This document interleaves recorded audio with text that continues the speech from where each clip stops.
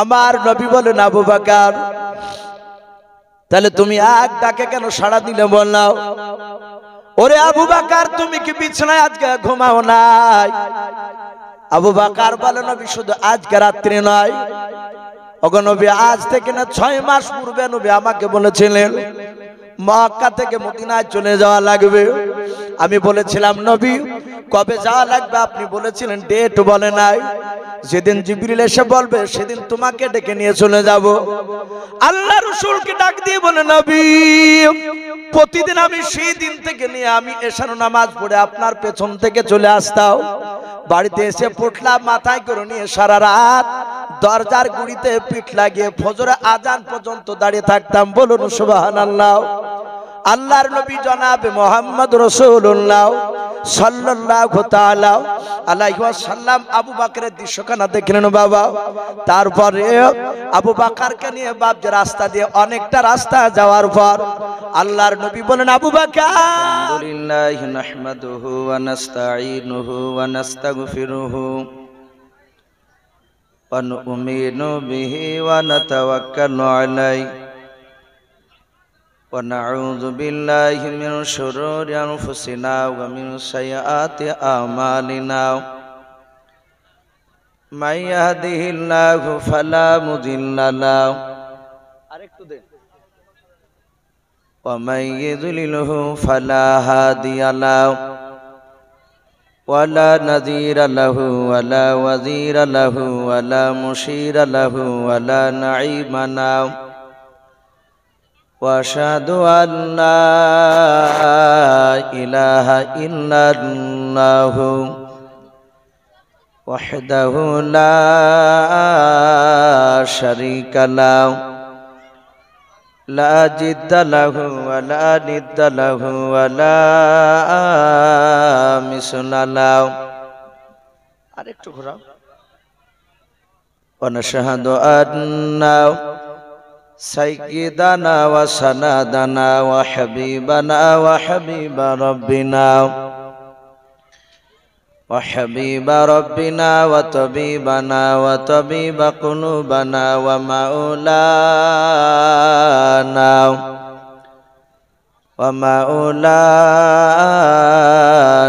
محمدا عبده ورسوله أعوذ بالله من الشيطان الرجيم بسم الله الرحمن الرحيم আরেকটু ইকো দেন ভাই। হ্যাঁ ইকো দেন আর একটু আওয়াজটা দেন তাহলে। يا أيها الذين آمنوا استعينوا بالصبر والصلاة إن الله مع الصابرين وقال الله تبارك وتعالى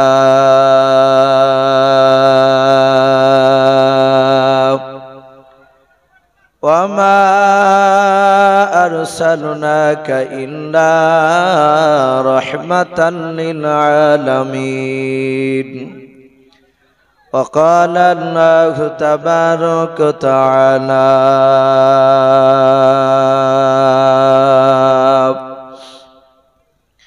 وعن أبي هريرة قال النبي صلى الله تعالى عليه وسلم إن الله لا ينظر إلى صوركم وأموالكم ولكن ينظر إلى قلوبكم وأعمالكم متفق عليه أو كما قال عليه الصلاة والتسليم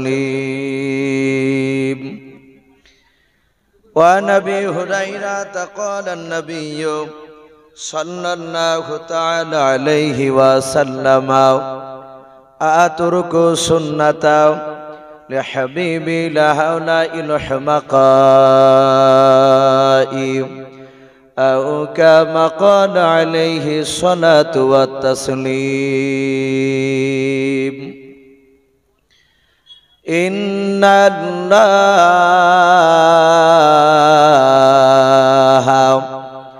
وملائكته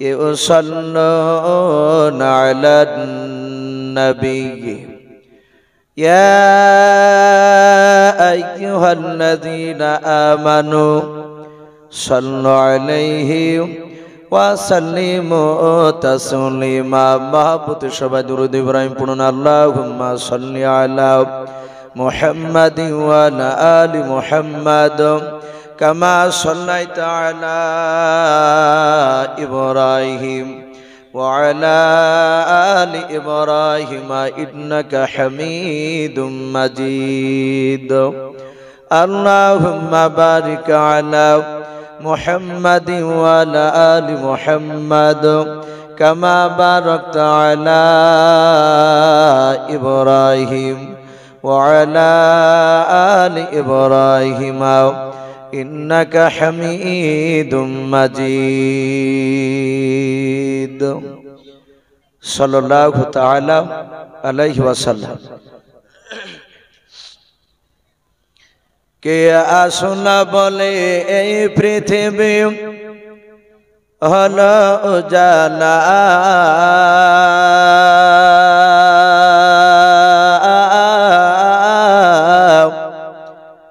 কে গাইল এসে সামের গারু শূন্য কাফেলা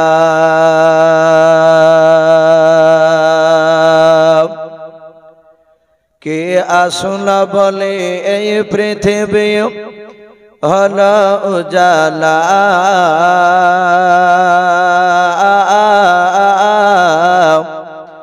কে গাইল এসে সামের গারু শূন্য কাফেলা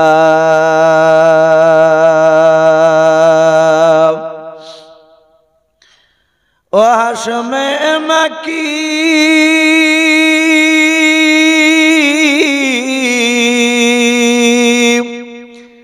ও হাশমে মাকি মাদানি শাহে মদিনা নূরে নবী নূরে নবী নূরে মদিনা নূরে নবী নূরে নবী নূরে মদিনা কে আসনা বলে এই পৃথিবী হলো উজালা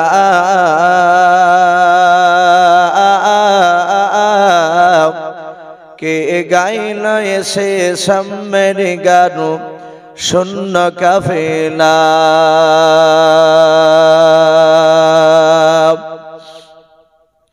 আহমদ মোহাম্মদ যিনি আখিরি নবী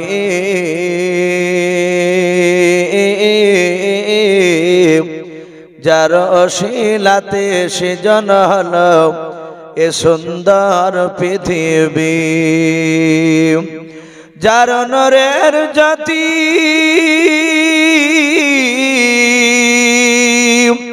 যার নূরের জ্যোতি দেখে রবে হয়ে যায় নবীর দিবানা নূরে নবী নূরে নবী নূরে মদিনা নূরে নবী নূরে নবী নূরে মদিনা কে আসনা বলে এই পৃথিবী হলো উজালা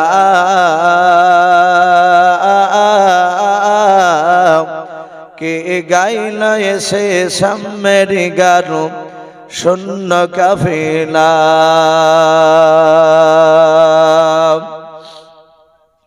হযরতে উমর করতে কতল নবীর দারে যায়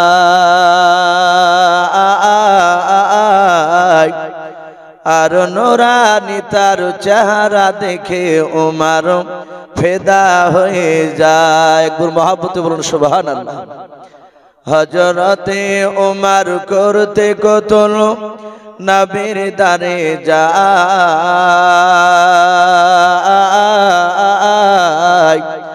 আর নোরানি তার চেহারা দেখে ওমর ফেদা হয়ে যায়।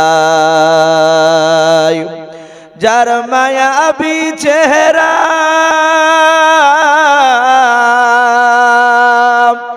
যার মায়াবী চেহারা দেখে ওমর হয়ে যায় নবীর দিবানা।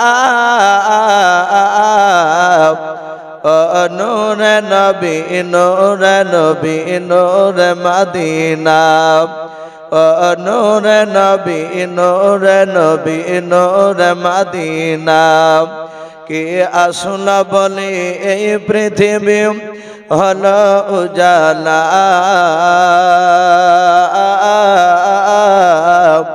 কে গাইল এসে সামের গান শূন্য কাফেলা। ভাই সবাই আমরা উচ্চ আজ মহাপুতে আরেকবার দুরূদ ইব্রাহিমটা বাপজি সকলে পড়িনি। আল্লাহুম্মা সাল্লি আলা মুহাম্মাদি ওয়া আলা আলি মুহাম্মাদ কামা সাল্লাইতা আলা ইব্রাহিম ওয়া আলা আলি ইব্রাহিম ইন্নাকা হামিদুম মাজিদ। আল্লাহুম্মা বারিক আলা মুহাম্মাদি ওয়া আলা আলি মুহাম্মাদ কামা বারাকতা আলা ইব্রাহিম ওয়া আলা আলি ইব্রাহিম ইন্নাকা হামিদুম মাজিদ। সাল্লাল্লাহু তাআলা আলাইহি ওয়াসাল্লাম। শ্রদ্ধেয় জনাব, আজকের জালসা নির্বাচিত মনোনীত যোগ্যতম সভাপতি মহাশয় ও সম্মানিত আমন্ত্রিত উলামায়ে কেরাম ও আমার সম্মুখের শ্রদ্ধেয় বাজ্যেষ্ঠ বাবা জীবনেরা, আমার সমবয়স্ক সমাজস্য যুবক ভাইয়েরা, পর্দার আড়ালের মা বোনেরা ও আমার সম্মুখের কচি কচি স্নেহের বাচ্চারা, সকলকে জানাই আমার বুক ভরা ভালোবাসা সালাম। আসসালামু আলাইকুম ওয়া রাহমাতুল্লাহি ওয়া বারাকাতুহু। ভাই, যেভাবে হওয়া দরকার সেভাবে বাপজি সালামের উত্তর আমরা পাইনি। আমি দুরূদ ইব্রাহিম দুবার আপনাদেরকে পড়তে বলেছি, তার সাথে সাথে আমিও পড়েছি, কিন্তু আমি দেখলাম আপনারা যেমন আমাকে দেখতে পাচ্ছেন, আমি আপনাদের প্রায় মানুষের মুখ দেখতে পাচ্ছি। দেখছি কেউ বাপজি পাঞ্জা বাজছে, আবার কেউ চুপসাও, আর কয়েকজন বাপজি পড়ছে। ভাই, সালাম দেওয়া আমরা প্রতিটা ছোট বড় মানুষ জানি, সালাম না ওয়াজিব না মুস্তাহাব, এ সালাম দেওয়া না ফরজ? একটু জোরে বলুন তো ভাই। সালাম দেওয়া অনেকেই বলতে পারছে না। সালাম দেওয়া হচ্ছে বাপজি সুন্নাত। নবীজি বলেছেন, এক মুসলমান ভাই অপর কোন মুসলমান ভাইকে যদি সালাম দেয়, সালাম শোনার পর ইচ্ছাকৃত যদি না দেয়, যারা দিবে না তাদের আমল নামা থেকে বাপজি 10টা নেকিকে কেটে 10টা নেকি জায়গায় গুনাহ লিখে দেওয়া হয়। আমরা প্রতিটা মানুষ বাপজি এই ছেতিয়ানি যে মাদ্রাসার পবিত্র জালসার মাহফিল, এই যে বাপজি এখানে আমরা এসেছি সকলের উদ্দেশ্য বাপজি নেকির আশায়, তাই তো নাকি? যে আল্লাহ রাব্বুল আলামিনের কথা শুনতে যাব, তার মহব্বতের নবীর কথা শুনবো। আমাদের কার আব্বা, কার মা, কার দাদা, কার দাদি, নানা নানি, আমাদের প্রায় মানুষের বাপজি চলে গেছে। আমরা জানি না তারা কবরে কোন অবস্থায় শুয়ে আছে, তাদের হয়তো একটু মাগফিরাত যেন হয়, এবং আমরা মৃত্যুর পর যেন সেই ভয়ঙ্কর কবর আযাব থেকে যেন নাজাত পাই, এটাই তো উদ্দেশ্য আমাদের। ভাই, আমি প্রতিটা বাপজি ভাইদেরকে বলবো, ভাই আমরা নেকির জায়গায় গুনাহ লিখে নিয়ে বাড়ি যাব না ইনশাআল্লাহ। যেহেতু আমাদের আপনার, আমি যেমন আপনাদের কাছে পরিচিত, আমার চেয়েও এই যে মুফতি সাহেব বসে আছে উনি আরো পরিচিত। আমি ওনাকে আগে চিনতাম না, এখান থেকে বাপজি যাওয়ার পর উনি ভগবানগোলা এলাকায় সোনাডাঙ্গা বলে একটা মাদ্রাসা দীর্ঘ কয়েক বছর ধরে ওখানে হেড মৌলানা ছিলেন। ওখানে যে দেখছি তো উনি ওখানে জালসার সভাপতি সাহেব। পরিচয় হলে উনি হাসছেন আর বলছেন যে এসো, তুমি যে মসজিদে থাকতে ওই মসজিদে আমিও ছিলাম। আমি দেখলাম ওনার আগে আর একটা বাপজি বক্তা আপনাদের এখান থেকেই তৈরি হয়েছে। সে বক্তাটা আল্লাহ তাকে হেদায়েত করো, সে একটু অন্য লাইনে চলে গেছে ভাই। আমি নামটা বলে দিচ্ছি, তার নাম হচ্ছে রেজাউল কারমি সাহেব, চিনেন তো অনেকেই। ওনার সাথে বাপজি আমার এই রাজদৌর গোজদৌর পড়া নাকি বলছে কাটা বাগান, ওখানে জালসা করতে গিয়ে উনিও হাসছেন আর বলছেন ইসু ভাই আপনি আমাকে ছিলেন? তা না তো ভাই। বলছে আপনি নাম শোনেনি অমক নাম? তোমরা ভাই শুনেছি। তাই প্রথম দেখা, উনিও বলছেন আমি আপনাকে কয়েক জায়গায় দেখেছি, হয়তো সাক্ষাতে কথা হয়নি। আমি যে মসজিদে থাকতাম ওই মসজিদে আপনিও ছিলেন, আমি দেখলাম। সুবহানাল্লাহ। আবার সুরুলিয়া মাদ্রাসা যে বর্তমান এখন একজন বিখ্যাত মুফতি সাহেব হযরত মাওলানা মুফতি রুহুল আমিন সাহেব মাদ্দাজিলুল আলী, অনেকেই জানে। উনি আমার আগে এখানে থাকতেন আপনাদের এখানে। আমি দেখলাম এই ছেতে নিয়ে গ্রামের বাপজি ভাতের বরকত আছে, গুণ আছে।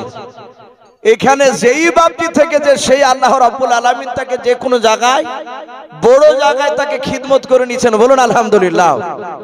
এটা বাপজি এই গ্রামের বাপজি একটা বরকত। আমার পরে যে বক্তা সাহেব আসবে হযরত মাওলানা বাদরুল আলম সাহেব মাদ্দাজিলুল আলী সুরুলিয়া মাদ্রাসার শাইখুল হাদিস, উনি তো বলেই ফেলেন যে ওখানে ছোট হুজুরের কবর আছে। নিশ্চয় ওনার ভয়ে যে এইভাবে ওখানে যারা যায় তারা বড় জায়গায় পৌঁছায়। তো যাই হোক আলহামদুলিল্লাহ ভাই, আপনাদেরকে উনি বলেছেন আমি প্রতিটা বাপজি ভাইদেরকে বলবো, যারা আপনারা বসে আছেন এখানে, অনেক জায়গা বাপজি মাঝে মাঝে ফাঁকা হয়ে আছে, রাস্তার ওপরে দেখছি কিছু মানুষ বসে আছে। ভাই আমি বারবার ডাকবো না, সময় আলহামদুলিল্লাহ মুফতি সাহেব একটু ইশারাতান একটু বলে দিয়েছে, কারণ আমার পরে আরেকজন ভালো বক্তা আছে। আমি অনুরোধ করব ভাই আপনারা একটু এগিয়ে আসুন, এগিয়ে আসুন। আপনারা আমাকে ভালোবাসেন এটা জানি, আর যেহেতু আপনাদের এখান থেকে তো মানুষ এসে প্রায় মানুষকে বাপজি চিনতে পারছি আমি অনুরোধ করব ভাই একটু এগিয়ে আসি। আমরা জানি রাসূলুল্লাহ বলেছেন যত গভীর রাত্রি হবে, যত গভীর রাত্রি হবে তত আল্লাহর রহমতের দরজাগুলো খুলে যায়, বলুন সুবহানাল্লাহ। তাই ভাই আমরা এই কয়েক ঘন্টা একটু মহব্বতে একটু বসে যাই। আমি ওই প্রতিটা বাপজি ভাইদেরকে, পেছনকার বাপজি ভাইদেরকে বলবো ভাই ওই যে জায়গাগুলো ফাঁকা হয়ে আছে একটু সামনের দিকে একটু এগিয়ে আসুন। যদি নবীর মহব্বতে যদি বাড়ি থেকে আসে যে আমি বিশ্ব নবীকে ভালোবাসি, এই আশা আকাঙ্ক্ষা নিয়ে যদি আসেন তাহলে বাপজি এগিয়ে আসুন। আর যদি নবীকে মহব্বত যদি না করেন তাহলে বাপজি আসেন না, তাহলে আর কিছু বলার নেই। আমার বিশ্ব নবী জনাবে মুহাম্মদ রাসূলুল্লাহ সাল্লাল্লাহু আলাইহি ওয়াসাল্লাম, বিশ্ব নবীজি বলেছেন মান আহাব্বা সুন্নতি ফাকাদ আহাব্বানি। এটা রাসূলুল্লাহর পবিত্র জবানের কথা। নবী বলেছেন যারা আমার সুন্নাতকে ভালোবাসলো ফাকাদ আহাব্বানি, তারা আমাকে ভালোবাসলো, বলুন আলহামদুলিল্লাহ। নবী আরো বললেন যারা আমার সুন্নাতকে ভালোবাসলো ওয়ামান আহাব্বানি কানা মাই ফিল জান্নাহ, আর যারা আমার সুন্নাতকে ভালোবাসলো তারা আমার সঙ্গে জান্নাতে থাকবে, বলুন সুবহানাল্লাহ। এটা রাসূলুল্লাহর কথা। তাই আসি ভাই একটু এগিয়ে আসি। আমি আপনাদের সামনে আমি দ্বিতীয়বার আরেকবার সালাম দিব ভাই, একটু মহব্বতে সকলেই এমন জোরে উত্তর দিব যেন আমাদের আওয়াজগুলো বিশ্ব নবীজি সোনার মদিনায় রওজাতুল মানুয়ারায় সবুজ গম্বুজের তলে শুয়ে আছে, যেন আমাদের এখানকার সালামের আওয়াজ রাসূলুল্লাহর কবরে গিয়ে যেন ধাক্কা লাগে। আসসালামু আলাইকুম ওয়া রাহমাতুল্লাহি ওয়া বারাকাতুহু। মাশাআল্লাহ, আলহামদুলিল্লাহ। সমস্ত প্রশংসা হামদ ও নাত সাধনা ভজনা সে মহান রব্বুল আলামিনের জন্য, যে মহান রব্বুল আলামিন আমাদেরকে বড় ভালোবেসে রহম করে বিভিন্ন গুনার মজলিস থেকে বাপজি তার পবিত্র রহমতের মজলিসে আমাদেরকে যে বাপজি নিয়ে এসে বসার সুযোগ করে দিয়েছে। এটা যদি বলি যে না ভাই আমরা ইচ্ছাকৃত এসেছি, এটা ভুল হবে। আল্লাহ রাসূল বলেছেন যাকে আল্লাহ ভালোবাসেন তাকে তার দ্বীনি মজলিসে নিয়ে এসে আল্লাহ তার সেই মহব্বতের বান্দাদেরকে নিয়ে এসে বসে দেয়। বহু মানুষ আছে বাপজি তারা রাস্তা রাস্তা ঘুরে বাড়ি চলে যাবে, এই মাহফিলে বসার সুযোগ আল্লাহ তাকে দিবে না। তাহলে আমরা যে বসতে পেরেছি তার রাসূলুল্লাহর কথা অনুযায়ী বাপজি আমাদেরকে ভালোবাসেন কে, একটু জোরে বলো, আমার আল্লাহ। তাই মহান রব্বুল আলামিনের আমরা শুকরিয়া স্বরূপ আদায় করে উচ্চ আওয়াজে বলুন আলহামদুলিল্লাহ। তারপরে পরে আপনার আমার নবী যিনি ধর্মের গুরু বিশ্ববরণ্য নেতা, নবিকুল শিরোমণি পয়গম্বর আযম, যিনি সাইয়্যিদুল মুরসালিন ও খাতামান নবিয়্যিন, যিনি হাবিবে কিবরিয়া আশরাফুল আম্বিয়া, যিনি হায়াতুন নবী জিন্দা নবী, জনাবে মুহাম্মদ রাসূলুল্লাহ সাল্লাল্লাহু তাআলা আলাইহি ওয়াসাল্লামের উপরে অগণিত দুরূদ ও সালাম বর্ষিত হোক, অর্পিত হোক। সকলে বলুন আল্লাহুম্মা আমিন। মুআজ্জাজ সামিনে কেরাম, আমি আপনাদের সম্মুখে কোরআনুল কারীম থেকে বেশ কয়েকটা আয়াত টুকরা পরিবেশন করেছি, তেলাওয়াত করেছি। তারপরে পরে বিশ্ব নবীজির পবিত্র জবান থেকে মাত্র দুটো হাদিসের টুকরা পাঠ করেছি। ইনশাআল্লাহ যত সময়ের মধ্যে আমার বক্তব্য করব, তার পূর্বে বলি ভাই, আমি যে বিশ্ব নবীর যে বাবজি দুটো হাদিস পড়েছি, তার মধ্যে থেকে বাবজি একটা হাদিসের ব্যাখ্যা আপনাদের সামনে করে দিয়েছি। আমার বিশ্ব নবীর সুন্নাতের উপর যদি আমল না করা যায়, জান্নাত বাবজি আমরা যেতে পারবো না। আর নবীকে বাবজি সারা পৃথিবীর সবারই চেয়ে বাবজি ভালোবাসা করা লাগবে। আমরা যদি ভালোবাসতে না পারি, আমরা কিয়ামতের ময়দানে যদি বলি উনি আমাদের রাসূল, আমরা বিশ্ব নবীর উম্মত, আল্লাহ রাসূল পবিত্র জবানে বলবেন ফালাইসা মিন্নি, তুই আমার উম্মত নয়। আর নবী যদি অস্বীকার করে যে তুই আমার উম্মত না, আমরা পার হতে পারবো ভাই? একটু কথা বলো। আমরা কেউ পার হতে পারবো না। সারা পৃথিবীর দরুদি নবী জনাবে মুহাম্মদ রাসূলুল্লাহ সাল্লাল্লাহু তাআলা আলাইহি ওয়াসাল্লাম, নবী আমার টোটাল দুনিয়ার বুকে বাবজি 63 বছর কলমার দাওয়াত নয়, রাসূল 63 বছর বেঁচে ছিলেন। কয় বছর বললাম? একটু কথা বলবেন, হুহা দিবেন। নবী আমার 63 বছর বেঁচে ছিলেন। এই 63 বছরের মধ্যে রাসূলুল্লাহ মাত্র কয় বছর কলমার দাওয়াত দিয়েছিলেন বাবজি জানা আছে আপনাদের কারো? ইমানের মেহনত কয় বছর করেছিলেন? বিশ্ব নবী আমার মাত্র 23 বছর বাবজি ইমানের মেহনত করেছিলেন। মানুষের দ্বারে দ্বারে কলমার দাওয়াত দিতে গিয়েছিলেন। আমরা সকলেই জানি যে বিশ্ব নবী আমার দুনিয়ার বুকে বর্তমান এখন আর বেঁচে নাই। বেঁচে আছে? কথা বলে। নবী ইন্তেকাল করেছে, তাই বলে এটা বলা যাবে না যে নবী ইন্তেকাল করার পর মাটিতে পচে সরে গিয়েছে। এটা দাবি করা যাবে? আমার বিশ্ব নবী কবরে জিন্দা আছে। হাদিসের ভাষায় পাওয়া যায় বিশ্ব নবী এখনো, নবী আমার এখনো বাবজি কবরে সে রওজাতুল মানুওয়ারায় এখনো আপনার আমার জন্য রাসূলুল্লাহ কান্না করছে, ইয়া উম্মতি উম্মতি করে। কিন্তু আমরা রাসূলকে চিনতে পারি নাই, আমরা রাসূলের জন্য কাঁদতে পারি নাই। আমি দেখেছি অনেক জায়গায় এরকম কথা বলে যে হুজুর আপনি কিংবা অন্য বক্তার বক্তৃতাতে ওয়াজ দোয়ায় কাঁদছিলাম, আর পাশ থেকে আরেকটা মানুষ মুচকি মুচকি হাসছে, ও টিটকারি মারছে। আর আমার বিশ্ব নবী বাবজি 23 বছর কেঁদেছিলেন। নবী আমার এত কেঁদেছিলেন, হাদিসের কিতাবে এসেছে নবী জিন্দা অবস্থায় নবী কেঁদেছিলেন শুধু বাবজি নারীর জন্য নয়, জমি জায়গার দখল করার জন্য কাঁদে নাই। নবী কেঁদেছিলেন আমার পথ হারা উম্মত উম্মতিরাও তারা কিভাবে ভয়ঙ্কর জাহান্নামের আগুন থেকে তারা নাজাত পাবে। সম্মানিত ভাইরা আমার, বাবা জীবনেরা, আপনারা যেমন আমার সামনে বসে আছে, দেখি ইউসুফ কি আলোচনা করে শুনবো। আমার বিশ্বনবী মসজিদে নববীতে মিম্বারে বসেছিলেন। সাহাবায়ে কেরাম রাদিয়াল্লাহু তাআলা আনহুম আজমান গনেরা রাসূলুল্লাহর মসজিদে নববীতে ভিতরে সময় বসা। কিতাবে লিখেছে প্রায় 600-এর উপরে সাহাবা। নবীর সাহাবায়ে কেরামরা রাসূলের চেহারার দিকে চাতক পাখি না চেয়েছিলেন। সাহাবারা জানতেন যে নবীর চেহারার দিকে মহব্বতে তাকালে জীবনের গুনাহগুলো মাফ হয়ে যায়। বলুন আলহামদুলিল্লাহ। এত দামি নবী আমার, তো সাহাবায়ে কেরামরা রাসূলুল্লাহর দিকে চেয়ে আছে, আর আমার নবীও সাহাবাদের দিকে চেয়েছে বাবজি জান্নাতের কথা, নিয়ামতের কথা শোনাচ্ছিলেন। সাহাবারা বলে দেখলাম নবী আমাদের দিকে তাকাচ্ছিলেন, আমিও রাসূলুল্লাহর দিকে আমরা তাকাচ্ছিলাম। হঠাৎ করে দেখলাম বিশ্ব নবী আমাদের দিকে আর তাকালেন না। নবী সাহাবাদের দিকে না তাকিয়ে আকাশের দিকে তাকাতে শুরু করলেন। আমি যদি এইভাবে কয়েক মিনিট ধরে অপর দিকে তাকাই, আপনারা ভাববেন যে ইউসুফের কি হলো, ও আমাদের দিকে তাকাতে তাকাতে অপর দিকে কেন তাকাছে ভাববে তো মানুষ। সাহাবারা বলেন আমরা সকলেই দেখলাম, বিশ্বনবী আর আমাদের দিকে তাকায় না।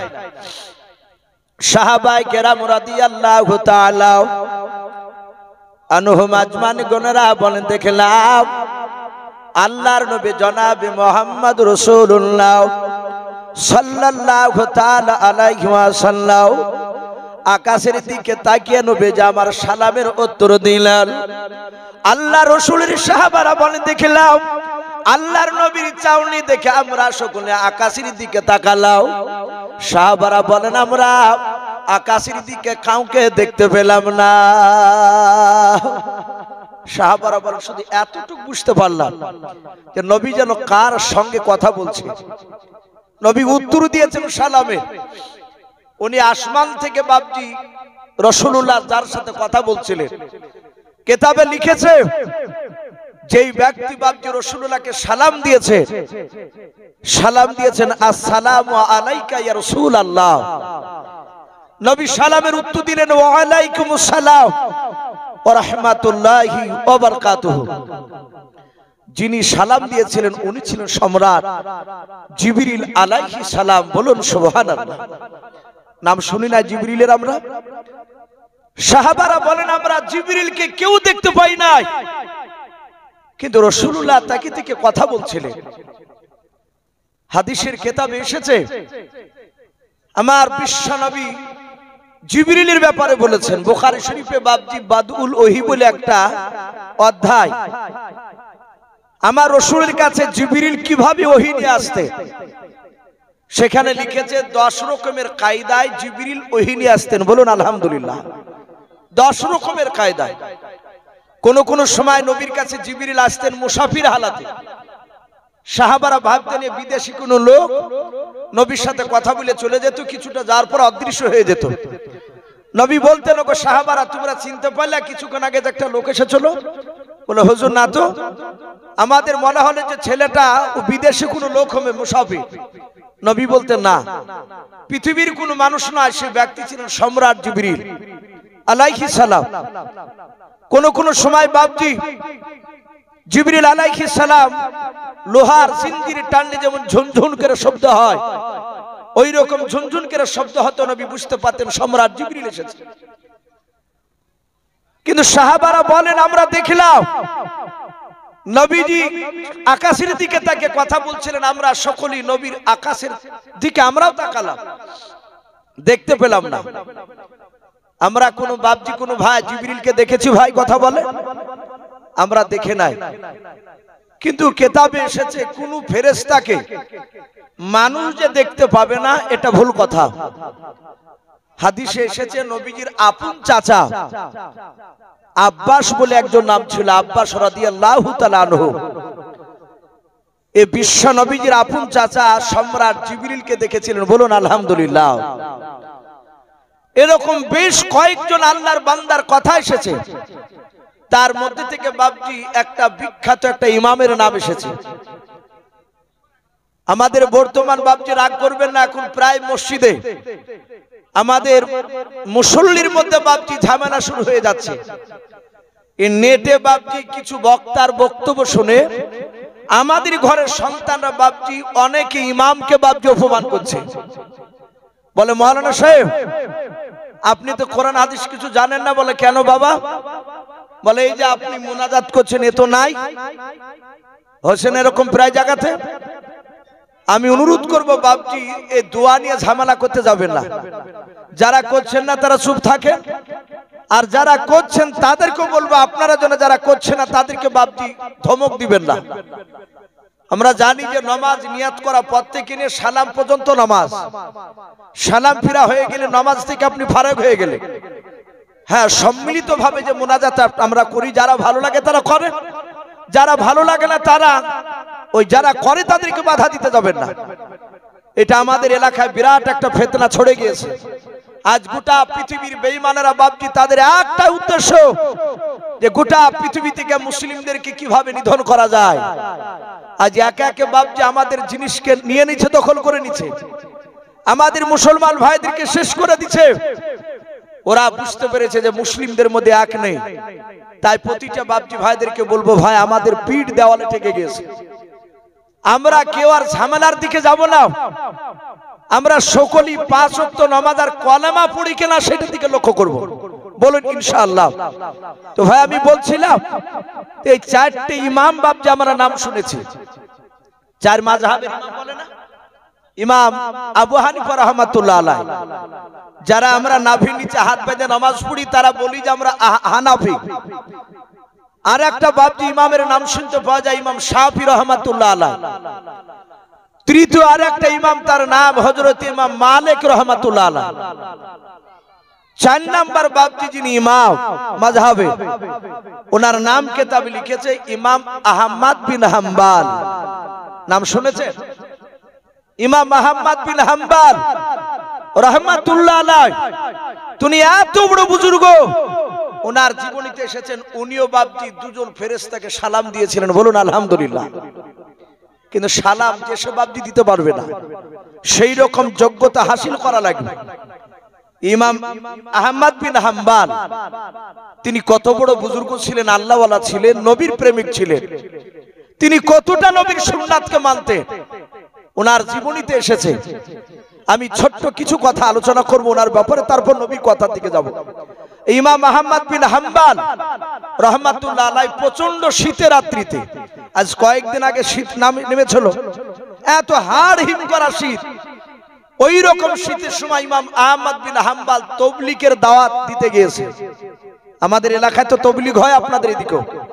তো দিনের দাওয়াত দিতে গিয়ে বাপজি সন্ধ্যা লেগে গিয়েছে। আর শরীরে বাপজি এমন কিছু ভারী পোশাক নেই, পাতলা একটা জামা আছে, মাথায় একটা টুপি আর একটা রুমাল বাঁধা আছে। ইমাম আহমদ বিন হাম্বল তিনি চিন্তা করলেন বাড়িতে তো পৌঁছাতে পারবো না, উনি মাগরিবের নামাজ রাস্তাতেই পড়ে নিলেন। চিন্তা করলেন আমি সোজা বাড়ি যেতে পারবো না, এই মরুভূমির ময়দান দিয়ে যেতে যেতে কারো বাড়ি পেলে আমি তার বাড়িতে আশ্রয় নিব, আমি থাকবো। তো মাঠ দিয়ে যেতে যেতে দেখলেন একটা ছোট্ট একটা মাটির ঘর, ঝুপড়ি টাইপের ছোট্ট ঘর। এই যুবক ওই ঘরে বাপজি বসে আছে, ইমাম আহমদ বিন হাম্বল জানে না। ইমাম আহমদ বিন হাম্বল বাড়ির দরজায় ওই ঘরটার কাছে গিয়ে সালাম দিলেন। উনি জানতেন বিশ্বনবী বলেছেন কারো বাড়িতে গেলে সালাম দিয়ে প্রবেশ করা লাগে। আজ আমাদের এই আমলটা আছে বাপ, একটু কথা বলে আমরা কেউ বলতে পারবো যে একটা বাড়িতে বিনা সালামে আমি প্রবেশ করি নাই, এরকম মানুষ বাপ যে আমাদের মধ্যে নাই। কিন্তু অত জান্নাত যাওয়া সহজ নয়। ইমাম আহমদ বিন হাম্বল বাড়ির দরজার কাছে গিয়ে সালাম দিলেন, আসসালামু আলাইকুম ওয়া রাহমাতুল্লাহি ওয়া বারাকাতুহু। ভিতর থেকে দেখলেন একটা যুবক ছেলে মুখে দাঁড়িয়ে আছে। যুবকটা ওয়া আলাইকুমুস সালাম বলে বাপজি বেরিয়ে আসে। ইমাম আহমদ বিন হাম্বল বলে, বাবা তোমার এই ঘরে একটু থাকতে আমাকে অনুমতি দিবা? যুবকটা ইমানদার, মুখে দাঁড়িয়ে আছে, বললেন চাচা অসুবিধা না, আসুন না, এশার সময় হয়ে গেছে। বলে বাবা একটু পানির ব্যবস্থা করে আমি ওযু করে এশা নামাজ পড়ব।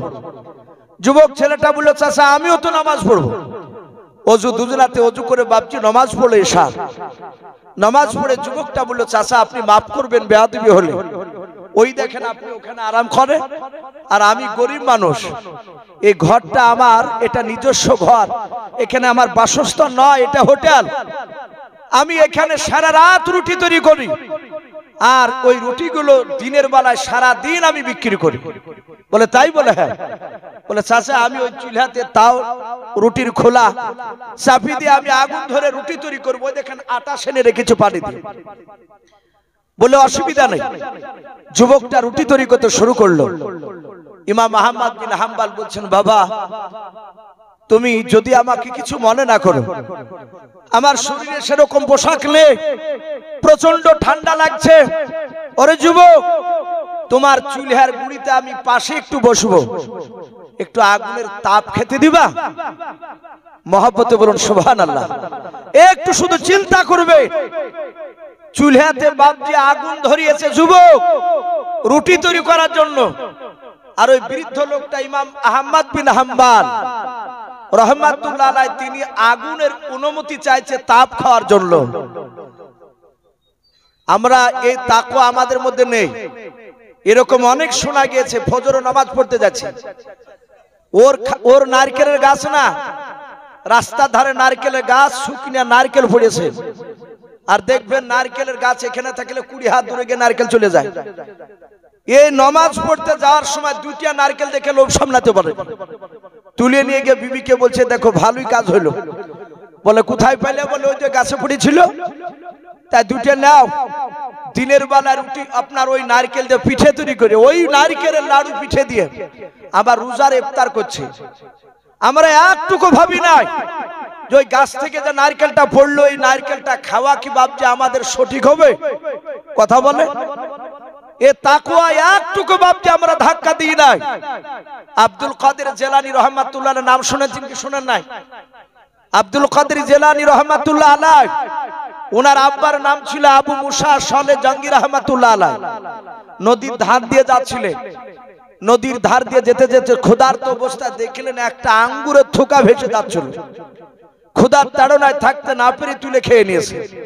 খাওয়ার পরই অমনি ধাক্কা, এই আঙ্গুরের মালিকের কাছ থেকে তো আমি অনুমতি নিইনি, এটা তো আমার অন্যায় হলো, আমাকে মাপ চাওয়া লাগবে। এই আঙ্গুর যখন নদীর ধার দিয়ে পানি দিয়ে ভেসে এসেছে, এই আঙ্গুর নিশ্চয়ই বাগান নদী ধারই আছে, ওলি হওয়া তো সহজ নয়। ইমাম আহমদ বিন হাম্বল রহমাতুল্লাহ আলাইহি বলেন বাবা একটু চুলার গুড়িতে আমি আগুনের তাপ খাবো। বলে চাচা অসুবিধা নেই, ভালো হবে, আপনি যদি বসে আগুনের তাপ খান তাহলে আমার ঘুমটা আসবে না। চাচা বসুন। যুবক ছেলেটা রুটি তৈরি করতে লাগলো, আর আহমদ বিন হাম্বল রহমাতুল্লাহ আলাইহি বুজুর্গ আল্লাহওয়ালা, উনি তাসবিহ করতে লাগলেন, সুবহানাল্লাহি বিহামদিহি ওয়া সুবহানাল্লাহিল আযীম। অনেক রকমের তাসবিহ তিনি পড়তে লাগলেন। ইমাম আহমদ বিন হাম্বল বলে আমি দেখলাম এক নাই দুই নাই, ঘন্টা 4 ধরে আমি চুলার পাশে আমি বসে বসে তাসবিহ করেছিলাম। আর এই ঘন্টা 4 থেকে আমি যুবকটার মুখের দিকে আমি লক্ষ্য করে দেখলাম, ওই যুবক ছেলেটা যতবারই বাপজি রুটিটাকে বাপজি লম্বা করার পর ওই রুটিটা যখন বাপজি আপনার তাওয়াতে দিতে যায় শাকার জন্য, ওই যুবক ছেলেটা আস্তে করে বলছে সুবহানাল্লাহ।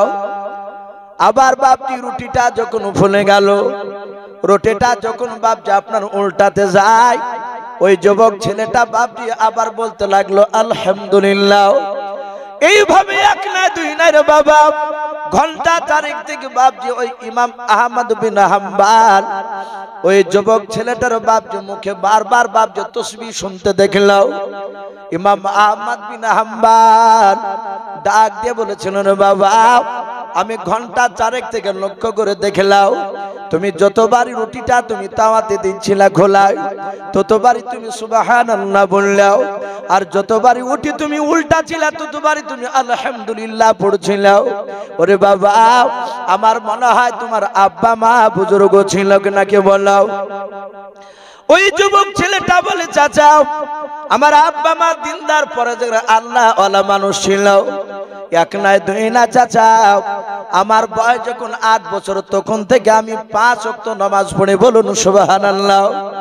ওগো আমার যুবক এত তোমার আব্বা বুজুর্গ ছিল? বলে হ্যাঁ। তোমার আব্বা মা কি বেঁচে নাই? বলে চাচা আমার আব্বা মা বেঁচে নাই, আমার আব্বা আজ 1 বছর হলো দুনিয়ার বুক থেকে বিদায় নিয়ে চলে গিয়েছে, আমার মা আজ 3 মাস হলো দুনিয়ার বুক থেকে বিদায় নিয়ে চলে গিয়েছে।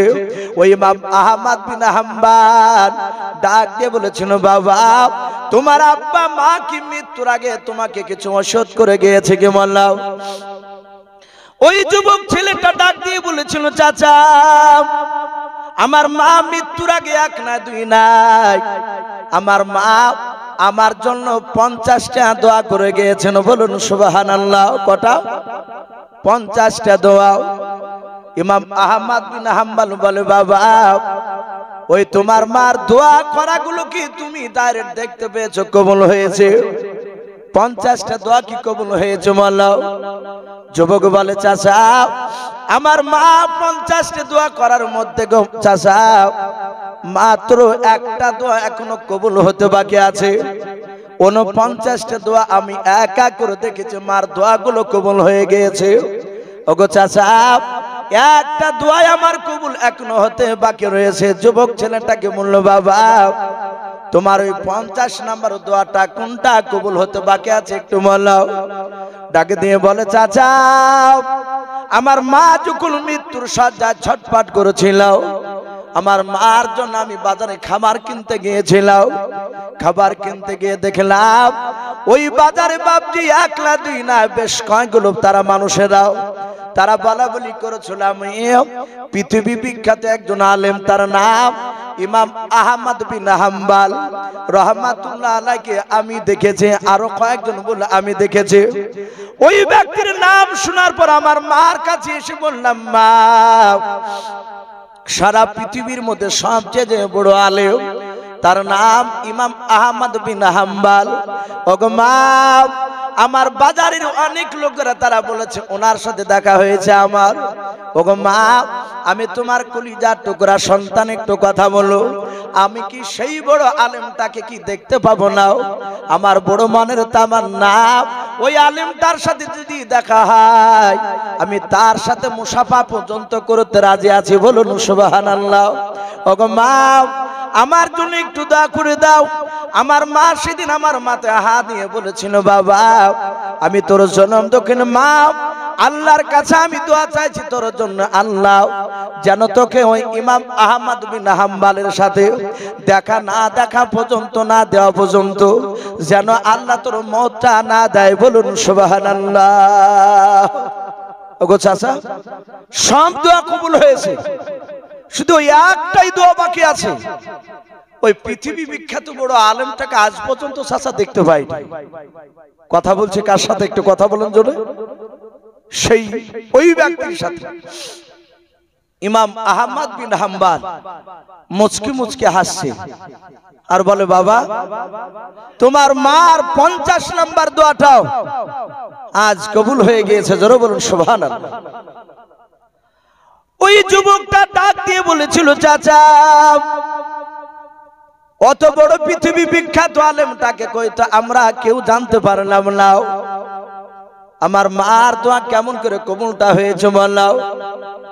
ডাক দিয়ে বলে, বাবা তোমার চুলার পাশে 1 না 2 না 4 ঘন্টা ধরে যে আগুন তাপ খাচ্ছিল, তোমার সাথে যে আমি যে কথা বলছি বাবা সে তোমার মার দোয়া করা মাওলানা, আমি সেই ইমাম আহমদ বিন হাম্বল, বলুন সুবহানাল্লাহ। যাহাতে বলেছে বাবা আমি সেই, বলছে চাচা আপনি সেই হুজুর? মনে হচ্ছে একবার আসমান থেকে ধড়াস করে পড়ে গেছে। বলে, হুজুর মাফ করবেন, আপনাকে আমি চিনতে পারি নাই। যারা প্রকৃতি আল্লাহওয়ালা হবে তাদেরকে সবাই চিনতে পারবে না। এখন অনেক ভণ্ডা গাঁজা খুনি বলিকে দেখতে পাওয়া যায়, 5 ওয়াক্ত নামাজ পর্যন্ত ঠিক করে পড়ে না, অথচ তার বাপটি দল তৈরি করা আছে। বাড়ি থেকে বেরোলি, ঘর থেকে বেরোলি 20 জনা 25 জনা করে বাপজি নারায়ে তাকবীর দেওয়ার স্লোগান দিতে তিনি নিয়ে যায়। কিন্তু যারা আল্লাহর ওলি হবে তাদেরকে বাপজি সবাই চিনতে পারবে না, একদম সাদা সিধে ঘুরে বেড়াবে। বাপজি আমার সোনা লালেরা আমি বলছিলাম এই ইমাম আহমদ বিন হাম্বল তিনিও বাপজি ফেরেশতাকে সালাম দিয়েছে। আমরা যদি সেই রকম কোয়ালিটি আল্লাহর বান্দা যদি হতে পারি দেখতে পাবো না তা নয়। সাহাবারা সেই সময় বলেন আমরা তাকে তাকে রাসূলুল্লাহর দিকে তাকিয়ে কথাগুলো শুনছিলাম, জিবরিলের কথাগুলো আমরা কেউ শুনতে পাই নাই। আমার বিশ্বনবী বললেন, ওগো জিবরিল ভাই কি ব্যাপার, তুমি আমার দিকে তাকিয়ে কেন আমাকে সালাম দিয়ে ডাকছো বলো? ওই যে মসজিদে নববী থেকে কথা বলছিলেন, জিবরিল আলাইহিস সালাম প্রথম আসমান থেকে ডাক দিয়ে বলেন, নবী গাও, ও নবী আপনি আমার ডান হাতের দিকে তাকান। আল্লাহর নবী জনাবে মুহাম্মদ রাসূলুল্লাহ সাল্লাল্লাহু তাআলা আলাইহি ওয়াসাল্লাম নবী আমার জিবরিলের ডান হাতের দিকে তাকালেন। জিবরিল এভাবে ডান হাতের তালুটা বাপজে 60 করে আছে। আল্লাহর নবীকে ডাক দিয়ে বলুন, হুজুর ওগো আল্লাহর নবী যে আপনি বলুন আমার ডান হাতে কি দেখতে পাচ্ছেন বলেন। আল্লাহর নবী জনাবে মুহাম্মদ রাসূলুল্লাহ সাল্লাল্লাহু তাআলা আলাইহি ওয়াসাল্লাম ডাক দিয়ে বলেন, গো জিবরিল ভাই, তোমার ডান হাতে কয়েকটা ঘরের ছবি, জানালার নয় দরজার ছবি দেখতে পাওয়া যায়। আল্লাহর নবীকে জিবরিল আলাইহিস সালাম ডাক দিয়ে বলেছিলেন, হুজুর আপনি কটা দরজা দেখতে পাচ্ছেন? হাতে একটু গুনে গুনে বললেন। আল্লাহর নবীজি তাকে বলেন, জিবরিল ভাই, তোমার হাতে এক নয় দুই নয়, আমি 7টা ঘরের দরজার ছবি দেখতে পাচ্ছি। জিবরিল আলাইহিস সালাম ডাক দিয়ে বলেন, হুজুর জান্নাত কটা? বলে জান্নাত হচ্ছে 8টা। ওগো নবী, জাহান্নাম কটা? বলে জাহান্নাম হচ্ছে 7টা। আল্লাহ রাসূলকে ডাক দিয়ে বলে, নবী এই 7টা দরজার ছবি দেখতে পাচ্ছেন? বলে হ্যাঁ। এই দরজাগুলো এক একটা দরজা এক একটা জাহান্নামের দরজার ছবি। ওগো আল্লাহর নবীজি, আল্লাহ আপনাকে দেখানোর জন্য আমাকে পাঠিয়ে দিয়েছেন, যা আমার রাসূলকে দেখে নিয়ে এসো। ওগো আমার নবীজি শুনে নেন, এই 1 2 3 4 করে 7 নাম্বার দরজা নিয়ে, 1 2 3 4 করে কোন কোন দরজা নিয়ে কোন কোন নবী রাসূলের বেঈমান উম্মতরা জাহান্নামে যাবে, ওটা আপনাকে দেখানোর জন্য আল্লাহ আমাকে পাঠিয়ে দিয়েছে। আল্লাহর নবী জনাবে মুহাম্মদুর রাসূলুল্লাহ সাল্লাল্লাহু তাআলা আলাইহি ওয়াসাল্লাম দরুদ নবী আমার ডাক দিয়ে বলেন, জিবরিল ভাই তাড়াতাড়ি তুমি বলো, ওই প্রথমকার দরজা দিয়ে কোন নবীর বেঈমান উম্মতিরা জাহান্নামে যাবে, একটু তুমি তাড়াতাড়ি বলে দাও। হযরত জিবরিল আলাইহিস সালাম ডাক দিয়ে বলেন, নবী প্রথমকার দরজা দিয়ে হযরতে আদম শফিউল্লাহ আলাইহিস সালাম, হযরতে ইউনূস নবী আলাইহিস সালাম, হযরতে শীশ নবী আলাইহিস সালাম, হযরতে আপনার দানিয়েল আলাইহিস সালাম, এইভাবে আমার জিবরিল আলাইহিস সালাম এক নাই দুই নাই বাবা, কিতাবে পাওয়া যায় জিবরিল আলাইহিস সালাম বেশ কিছু নবী রাসূলের বাপকে নাম করলেন। হযরতে জিবরিল নাম করার পর বলে, নবী এই সব নবী রাসূলের যে নাম আপনার সামনে করলাম, বলে হ্যাঁ, এই সব নবী রাসূলের এক শ্রেণীর কিছু উম্মতি হবে বেঈমান। ওগো আল্লাহর নবীজি, সেই বেঈমান উম্মতিরাও তারা প্রথমকার দরজা দিয়ে জাহান্নামে চলে যাবে। আল্লাহ রাসূল বলেন, জিবরিল ভাই তাহলে প্রথমকার দরজা দিয়ে এই সব নবীর উম্মতরা জাহান্নামে যাবে? বলে হ্যাঁ। আমরা জানি প্রতিটা নবীর সব উম্মত কি বাপজি সবাই জান্নাতে যাবে? কথা বলে। কিছু উম্মত জান্নাতে যাবে, কিছু উম্মত জাহান্নামে যাবে, প্রতিটা নবীর ক্ষেত্রে। জিবরিল বলে, হুজুর এই প্রথমকার দরজা দিয়ে অমুক অমুক নবীর যে নাম করলাম, এই সব নবী রাসূলের এক শ্রেণীর বেঈমান উম্মতিরা তারা জাহান্নামে যাবে। আল্লাহর নবী জনাবে মুহাম্মদ রাসূলুল্লাহ সাল্লাল্লাহু তাআলা আলাইহি ওয়াসাল্লাম আল্লাহ রাসূল ডাক দিয়ে বলেন, জিবরিল ভাই 2 নাম্বার দরজা দিয়ে কোন নবীর বেঈমান উম্মতে যাবে, একটু খুলে বলো। জিবরিল আলাইহিস সালাম ডাক দিয়ে বলে, হুজুর 2 নাম্বার দরজা দিয়ে নবী শুনে না, হযরতে ইদ্রিস নবী আলাইহিস সালাম, হযরতে ইব্রাহিম খলিলুল্লাহ আলাইহিস সালাম, হযরতে হুদ নবী আলাইহিস সালাম, এইভাবে বাপজি বেশ কিছু নবী রাসূলের বাপজি নাম করলেন। করার পর বললেন, নবী গো এই সব নবী রাসূলের এক শ্রেণীর বেঈমান উম্মতি হবে, তারা দ্বিতীয় দরজা দিয়ে জাহান্নামে চলে যাবে। আল্লাহর নবী জনাবে মুহাম্মদুর রাসূলুল্লাহ সাল্লাল্লাহু তাআলা আলাইহি ওয়াসাল্লাম বিশ্ব দরদ নবী আমার আবার বললেন, জিবরিল ভাই 3 নাম্বার দরজা দিয়ে কোন নবীর বেঈমান উম্মতে যাবে বলো। হযরত জিবরিল আলাইহিস সালাম বাবা এইভাবে 3 4 5 6 পর্যন্ত বাপজি দরজার নাম করার পর আল্লাহর নবী বলেন, জিবরিল ভাই 7 নাম্বার দরজা দিয়ে তাড়াতাড়ি বলো, কোন নবীর বেঈমান উম্মতে যাবে, একটু খুলে বলো। হযরত জিবরিল আলাইহিস সালাম বাবা কোনো কথা বলেন না, আল্লাহর নবীর চেহারার দিকে ফাল করে চেয়ে আছে। আল্লাহর দরুদ নবী বলেন, জিবরিল ভাই আমি তোমাকে এক এক করে আমি জিজ্ঞাসা করেছি, ওরে আমার জিবরিল ভাই তুমি এক এক করে তুমি 6টা দরজার তুমি নবী রাসূলের নাম করলেও, ওরে জিবরিল ভাই 7 নাম্বার দরজার আমি নাম করতে বলছি, বলো 7 নাম্বার দরজা দিয়ে কোন নবীর বেঈমান উম্মতিরা যাবে জাহান্নামে? বলো। ও জিবরিল ভাই তুমি কেন চুপ করে আছো? বলো তুমি কেন আমার দিকে অমন করে ফালফাল করে চেয়ে আছো? ওরে জিবরিল ভাই তুমি কেন কথা বলো নাই? বলো। আল্লাহর নবী জনাবে মুহাম্মদ রাসূলুল্লাহ সাল্লাল্লাহু তাআলা আলাইহি ওয়াসাল্লামের সাহাবারা বলেন আমরা দেখছিলাম মসজিদ নববী থেকে আমরা নবীর কথাগুলো শুনছিলাম। আল্লাহর নবী ডাক দিয়ে বলেন জিবরিল ভাই আমি ভালো করে লক্ষ্য করে দেখলাম তোমার চেহারার দিকে। জিবরিল ভাই কিতাবে পাওয়া যায় জিবরিল আলাইহিস সালামের বাবা 2 চোখের কোণা দিয়ে ঠোপে ঠোপে বাপ যে পানি ঝরতেছে। আল্লাহর নবী বলেন জিবরিল ভাই তুমি এক এক করে তুমি 6টা দরজার তুমি নবী রাসূলের নাম করে নাও, কোন নবী রাসূলের নাম করতে গিয়ে তুমি কাঁদো নাই। ওরে আমার জিবরিল ভাই আর 7 নাম্বার দরজার তুমি নবীর নাম না করে কেন তুমি আমার দিকে অমন করে চেয়েছে, কেন তুমি কান্না করেছো? মালা রাসূলুল্লাহ বলছেন আমি আশ্চর্য হয়ে গেলাম। বলে জিবরিল তুমি আমার দিকে চেয়ে আসো, কথা বলো না, আর চোখের কোণা দিয়ে কেন পানি গড়ে? হযরতে জিবরিল আস্তে করে বলছেন হুজুর বেয়াদবি হলে মাফ করবেন ওগো নবী, ওগো আল্লাহর রাসূল 7 নাম্বার নবীটার নাম বলতে আমার খুব কষ্ট হচ্ছে।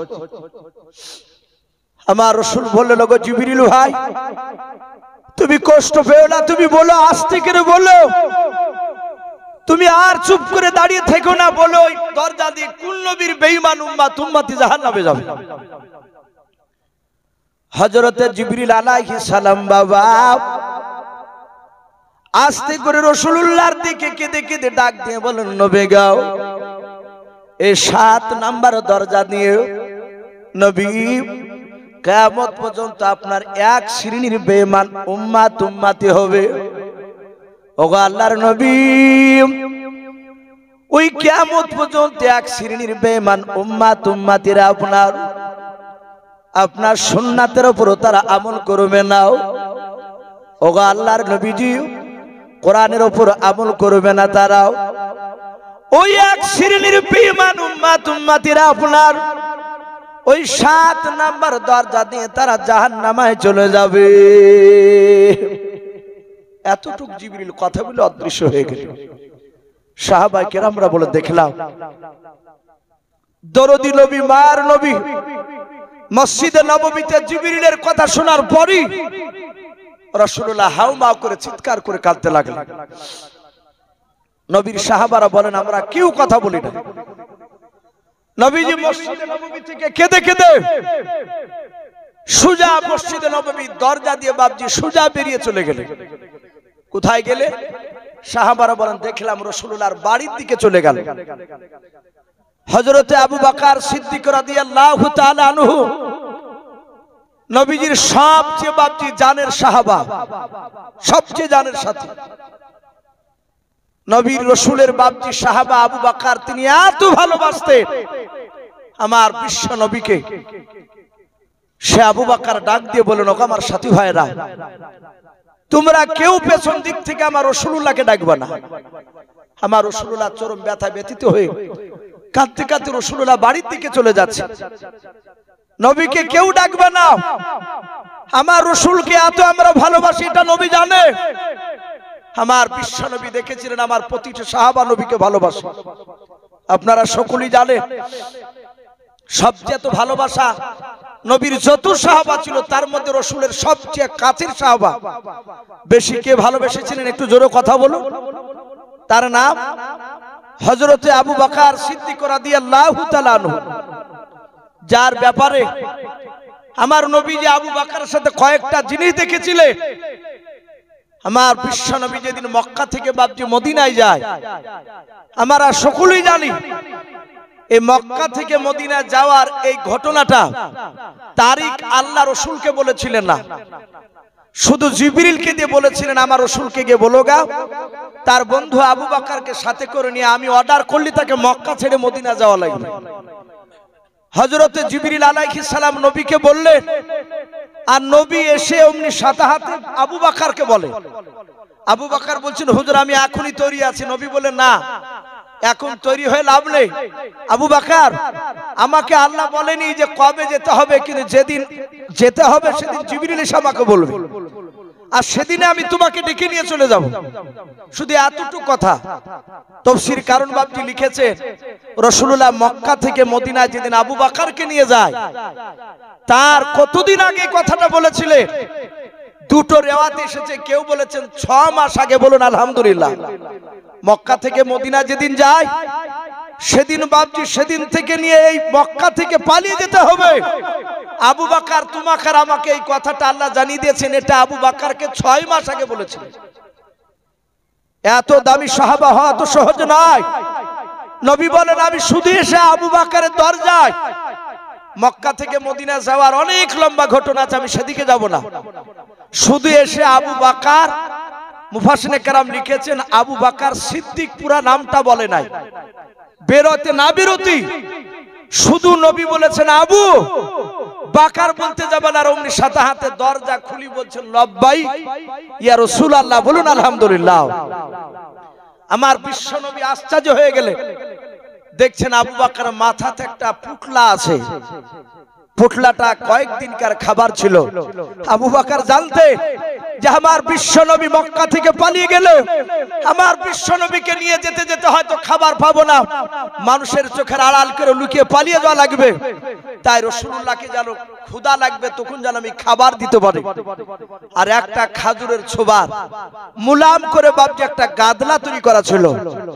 উনি জানতেন বিশ্ব নবী হাঁটতে হাঁটতে ক্লান্ত হয়ে যাবে, নবী যখন বলবে আমি আর হাঁটতে পারি না রে আবু বকর, সেই সময় আমি এই গাদলাটা বিছিয়ে দিব, গাদলায় রাসূলুল্লাহ আরাম করবে। বলুন আলহামদুলিল্লাহ। এটা আবু বকর আগে আগে ভেবেছে। আবু বকর পুটলা নিয়ে হাজির। বিশ্ব নবী বললেন ওরে আবু বকর, এই আবু বকর তুমি কি জানতে যে আজকে রাত্রিবেলায় তোমাকে সে ডাকবো? সাথে হাতে আবু বকর বলছেন হুজুরল্লাহ। আমার নবী বলেন আবু বকর তাহলে তুমি এক ডাকে কেন সাড়া দিলে বললাও? ওরে আবু বকর তুমি কি বিছানায় আজকে ঘুমাও নাই? আবু বকর বলে নবী শুধু আজকে রাত্রি নয়, ওগো নবী আজ থেকে না 6 মাস পূর্বে নবী আমাকে বলেছিলেন মক্কা থেকে মদিনায় চলে যাওয়া লাগবে। আমি বলেছিলাম নবী কবে যাওয়া লাগবে? আপনি বলেছিলেন ডেট বলে নাই। যেদিন জিবরিল এসে বলবে সেদিন তোমাকে ডেকে নিয়ে চলে যাব। আল্লাহ রাসূলকে ডাক দিয়ে বলে নবী প্রতিদিন আমি সেই দিন থেকে নিয়ে আমি এশার নামাজ পড়ে আপনার পেছন থেকে চলে আসতাম, বাড়িতে এসে পুটলা মাথায় করে নিয়ে সারা রাত দরজার গুড়িতে পিঠ লাগিয়ে ফজরে আজান পর্যন্ত দাঁড়িয়ে থাকতাম। বলুন সুবহানাল্লাহ। আল্লাহর নবী জনাবে মুহাম্মদ রাসূলুল্লাহ সাল্লাল্লাহু তাআলা আলাইহি ওয়াসাল্লাম আবু বকরের দৃশ্যখানা দেখলেন বাবা। তারপরে আবু বকরকে নিয়ে বাপ যে রাস্তা দিয়ে অনেকটা রাস্তা যাওয়ার পর আল্লাহর নবী বলেন আবু বকর এই গুহার ভিতরে চলো আমরা একটু আশ্রয় নেব, আমার শরীর ক্লান্ত হয়ে গেছে আবু বকর, একটু গুহার ভিতরে আমি আরাম করব। আমার আবু বকর বলছেন নবী আপনি এখানে দাঁড়ান। বলে কেন? বলে গুহার ভিতরটা জঙ্গল হয়ে আছে, ওগো আল্লাহর নবী যে আপনি শুয়ে থাকবেন আরাম করবেন, সাপ বিচ্ছু পোকা থাকলে নবী আপনাকে কামড়ে দিতে পারে, আমাকে একটু অনুমতি দেন ওই গুহার ভিতরে গিয়ে আমি গুহাটা পরিষ্কার করে নিই। আবু বকর গুহাটা বাপজি পরিষ্কার করলেন, করার পর আল্লাহর নবীকে ডাকলেন হুজুর আসুন।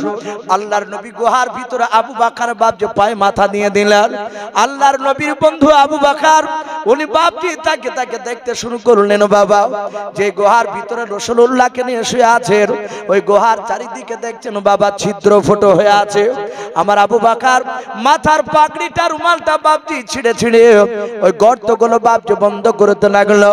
আমার নবী বলেন আমি সেই দিন আবু বকরকে দেখেছিলাম, আবু বকর আমাকে কতটা মহব্বত করে বাবা। এই আবু বকর আমার যখন ওই ছিদ্রগুলো বাপজি বন্ধ করতে করতে বাবা 14টা ছিদ্র ছিল বাপজি কেতাবে পাওয়া যায়, মাত্র একটা ছিদ্র বাপজি আপনার বন্ধ করতে পারলো না। আমার আবু বকর পায়ের কাছকার ছিদ্রটা বাপজি সেখানে কাপড় না দিয়ে পায়ের বুড়ো আঙুলটা বাপজি বাম পায়ের বুড়ো আঙুলটা ভরে দিলেন।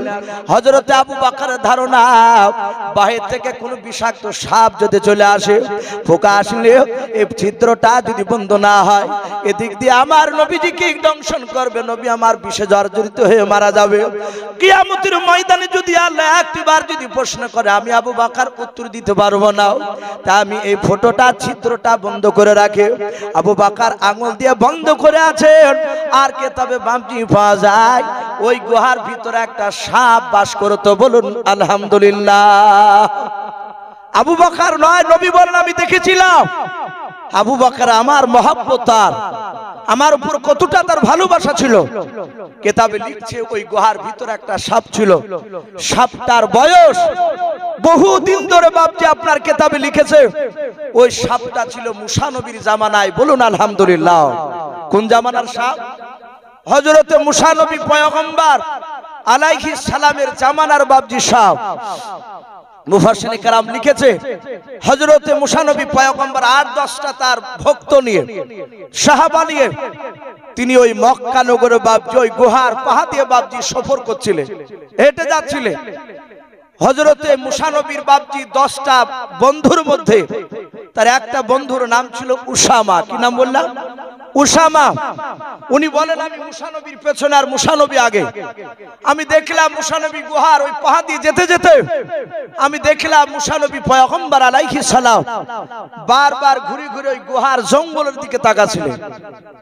হযরত উসামা বলছেন ওগো মুসা নবী পয়গম্বর আপনি বারবার ওই গুহার দিকে কেন ঘুরে ঘুরে তাকাচ্ছেন? সাথে হাতে বলেছিল এই উসামা তুমি জানো এই গুহার ভিতর দিকে গুহার দিকে কেন তাকাছি? বলে না। বলে উসামা আমার পরে বহুদিন পরে একেবারে শেষ জামানায় আল্লাহ রাব্বুল আলামিন একজন নবী পাঠাবে, সে নবীর নাম হবে জনাবে মুহাম্মদ রাসূলুল্লাহ। সকলে বলুন সাল্লাল্লাহু তাআলা আলাইহি ওয়াসাল্লাম। আর সেই নবী তার বন্ধুকে সাথে করে নিয়ে গ্রামের লোকেরা তাকে থাকতে দিবে না।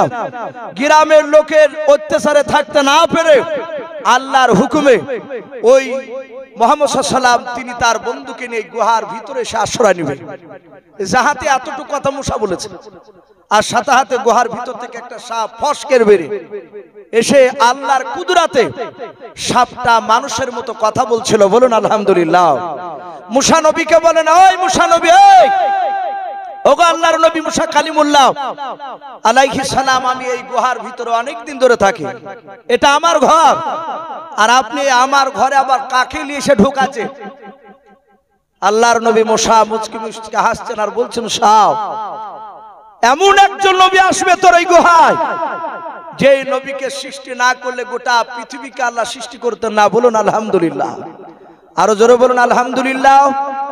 বাপজি আমার আল্লাহর নবী জনাবে মুহাম্মদ রাসূলুল্লাহ সাল্লাল্লাহু তাআলা আলাইহি ওয়াসাল্লামের মর্যাদার কথা মুসা নবী পয়গম্বর বললেন। যখনই বলেছে সাথে হাতে বাবা সাপটা বলল ওগো নবী মুসা আপনি তো আল্লাহর একজন বিখ্যাত রাসূল নবী, আপনি দোয়া করুন আমি সেই নবীকে জানো সালাম দিতে পাই। বলুন আলহামদুলিল্লাহ। নবী দোয়া করেছিলেন, আল্লাহ তার দোয়া কবুল করে নিয়েছেন। সাপটা বাইরে গিয়েছে চড়াই করতে, আর ওই সময় রাসূলুল্লাহ গুহার ভিতর। সাপটা বাহির থেকে বাপজি আল্লাহর যে কোনো ইলহামে দ্বারায় জানতে পেরে সাপটা ছুটে এসে গুহাগুলো বাপজি দেখলেন ওই ছিদ্রগুলো সব বন্ধ, একটা শুধু ছিদ্রতে আঙ্গুল ভরা আছে। সাপ চিন্তা করলো এখানে রাসূল এসেছে, আমি তাকে সালাম দিব, আর এই ছিদ্রটা বন্ধ করে রেখেছে। সাপ লেজ দিয়ে ধাক্কা মারছে, সে সাপের ভাষায় বলতে চাইছে রাস্তাটা ক্লিয়ার করো, নবীকে সালাম দিব। কিন্তু যখনই সালাম বাপজি নয় সাপের গা ঠেকেছে, আবু বকর বুঝতে পেরেছেন মনে হয় সাপ। আমরা বাস্তবে কেউ পরীক্ষা করে না দেখলে লোকের মুখে শুনেছি সাপের শরীর নাকি ঠান্ডা হয়, মানুষের শরীর স্পর্শ করলে বরফের মতো নাকি ঠান্ডা লাগে। হযরতে আবু বকর তিনি আরো জোরে চাপ দিলে যখনই বাপজি চাপ দিলে আর সাথে হাতে বাপজি কেতাবে লিখেছে ওই সাপটা কয়েকবার ধাক্কা দিয়ে যখন সরালো না সাথে হাতে বাপজি আপনার বলা হয়েছে সাপটায় কামড়ে দিয়েছিল। আবু বকর দেখলেন আমার বিশ্বনবী শুয়ে আছে, আমি মরে যাব তবু ভালো, আমি আমার বিশ্বনবীর ঘুমের ব্যাঘাত ঘটাবো না। বলুন আলহামদুলিল্লাহ। আবু বকর ডাকে নাই, কিন্তু আবু বকরের চোখের পানি রাসূলুল্লাহর চেহারাতে পড়েছিল। নবী ঘুম ভেঙে গেল। নবী বলেন আবু বকর তোমার কি বিবির উম্মানের জন্য কাঁদো? তোমার কি বিটি আয়েশার জন্য কাঁদো? কাঁদো কেন বললো? আবু বকর বলে হুজুর আপনার সাথে থাকলে গোটা পৃথিবীর মহব্বত আমি ভুলে যাই। বলুন আলহামদুলিল্লাহ। আমি আপনাকে ভালোবাসি, সারা পৃথিবীর সবচেয়ে আপনাকে ভালোবাসি। ওগো নবী আমি বিবির জন্য কাঁদি নাই, আমার বিটিদের জন্য কাঁদি নাই, আমাকে সাপে কামড়ে দিয়েছে, আমি চরম বিষে জর্জরিত হয়ে আছি। রাসূল বলেন আবু বকর ডাকো নাই?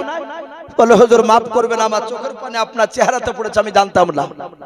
রাসূলুল্লাহর পবিত্র লালা থুতু বের করে আবু বকরের কামড়ানো জায়গায় পায়ে দিয়ে দিলে সাথে হাতে বিষ পানি হয়ে গেল। বলুন সুবহানাল্লাহ। আবু বকর জানতেন, আমার বিশ্বনবীও জানতেন আবু বকর কতটা ভালোবাসতো। তাই আবু বকর বলল আমার সাথী ভাইরা কেউ তাকাবে না, কেউ রাসূলকে ডাকবে না। আমার নবী কাঁদতে কাঁদতে বাড়ির দিকে চলে যাচ্ছে, মনে হয় মাগরিবে আসবে, আমাদেরকে না দেখলে রাসূল থাকতে পারে না। সাহাবা কেরামরা বলে দেখলাম মাগরিবের নামাজের সময় হয়ে গেল, হযরতে আবু বকর বাপজি চেয়ে আছেন আমার নবী এসে ইমামতি করবেন, নামাজ পড়াবেন। মাগরিবের সময় দেখলেন নবীজি বাপজি পৌঁছালেন না। আমার আবু বকর ইমাম হয়ে নামাজ পড়ালেন। এশার সময় হলো নবীজি গেলেন না, এশার নামাজের ইমামতি করলেন আবু বকর।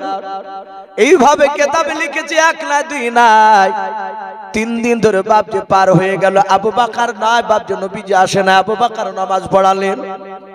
4 দিনকার দিন ফজর নামাজ আবু বকর নামাজ পড়ালেন, নবী যায় না।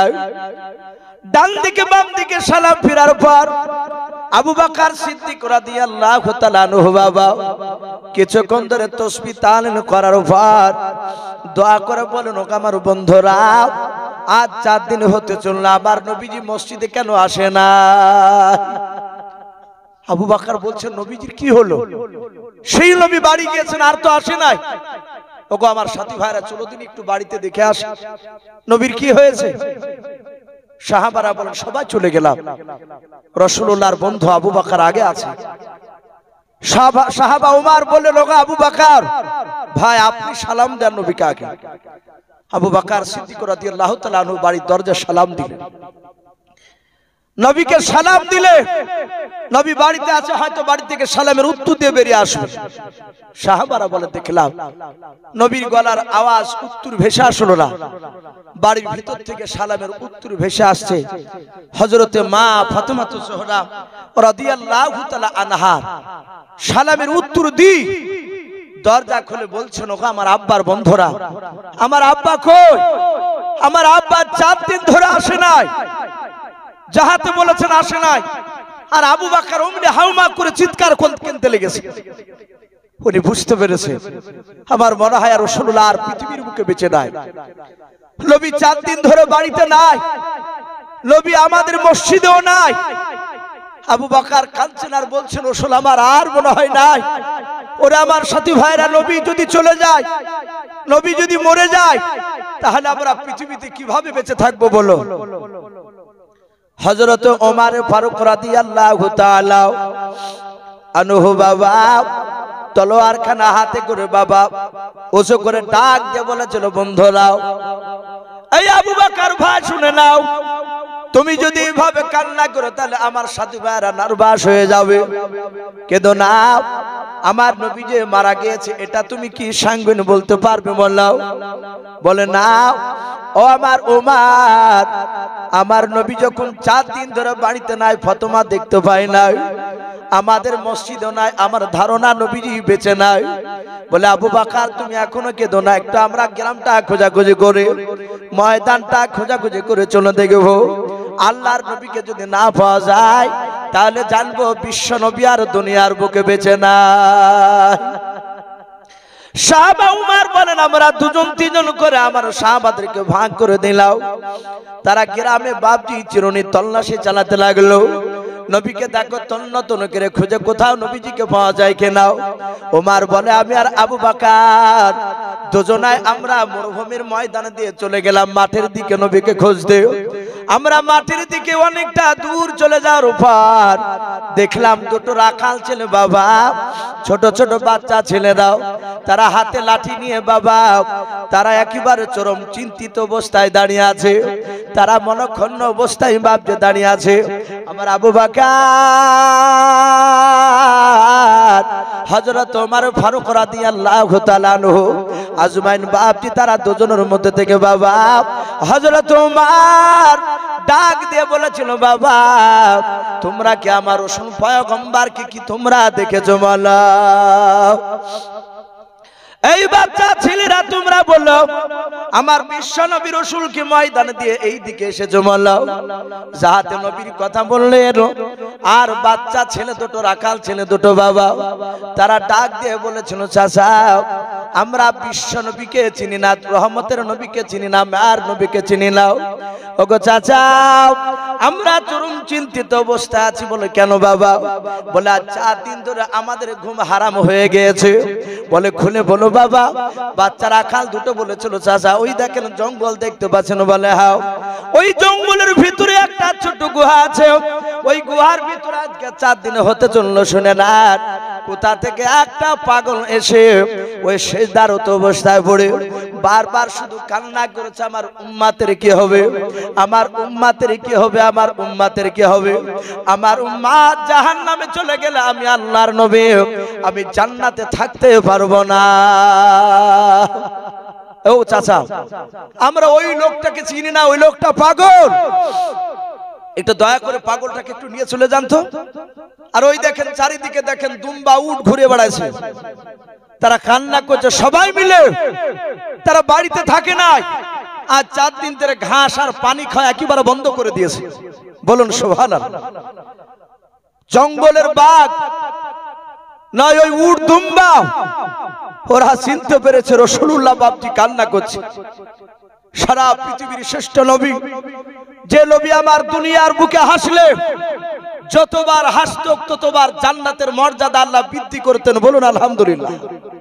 নবী আমার দুনিয়ার বুকে কাঁদলে জাহান্নাম থরথর করে কাঁপতো। জাহান্নাম জানতো যদি রাসূলুল্লাহ একটিবার বলে দেয় ও আল্লাহ আমি তোমার রাসূল, আমার একটা উম্মতিকে তুমি জাহান্নামে দিবা না, এটা আমার আবদার। বলেন নবী এই দোয়া করলে আল্লাহ কি কবুল করতেন না? কথা বলে। যেহেতু আল্লাহ বলছেন আমার সব নবীর চেয়ে আমার পিয়ারা নবী আমার মুসা নবী পয়গম্বর আলাইহিস সালাম, তিনিও বিখ্যাত রাসূল ছিলেন আল্লাহ। উনি তুর পাহাড়ে গিয়ে বাপজি ডাইরেক্ট আল্লাহর সাথে কথা বলতে। কথা সত্য না মিথ্যা একটু জোরে বলে। সত্য। মুসা নবী প্রতিদিনই জুতা খুলে পাহাড়ে ওঠে। সেদিন বাপজি একটু ইচ্ছাকৃতে উঠেছে জুতে বাইতে, দেখি জুতে বাইতে উঠি জাহাতে উঠেছে আর অমনি আল্লাহ বলছেন আয় মুসা নামো নিচে, জুতে খুলিতে উপরে আসো।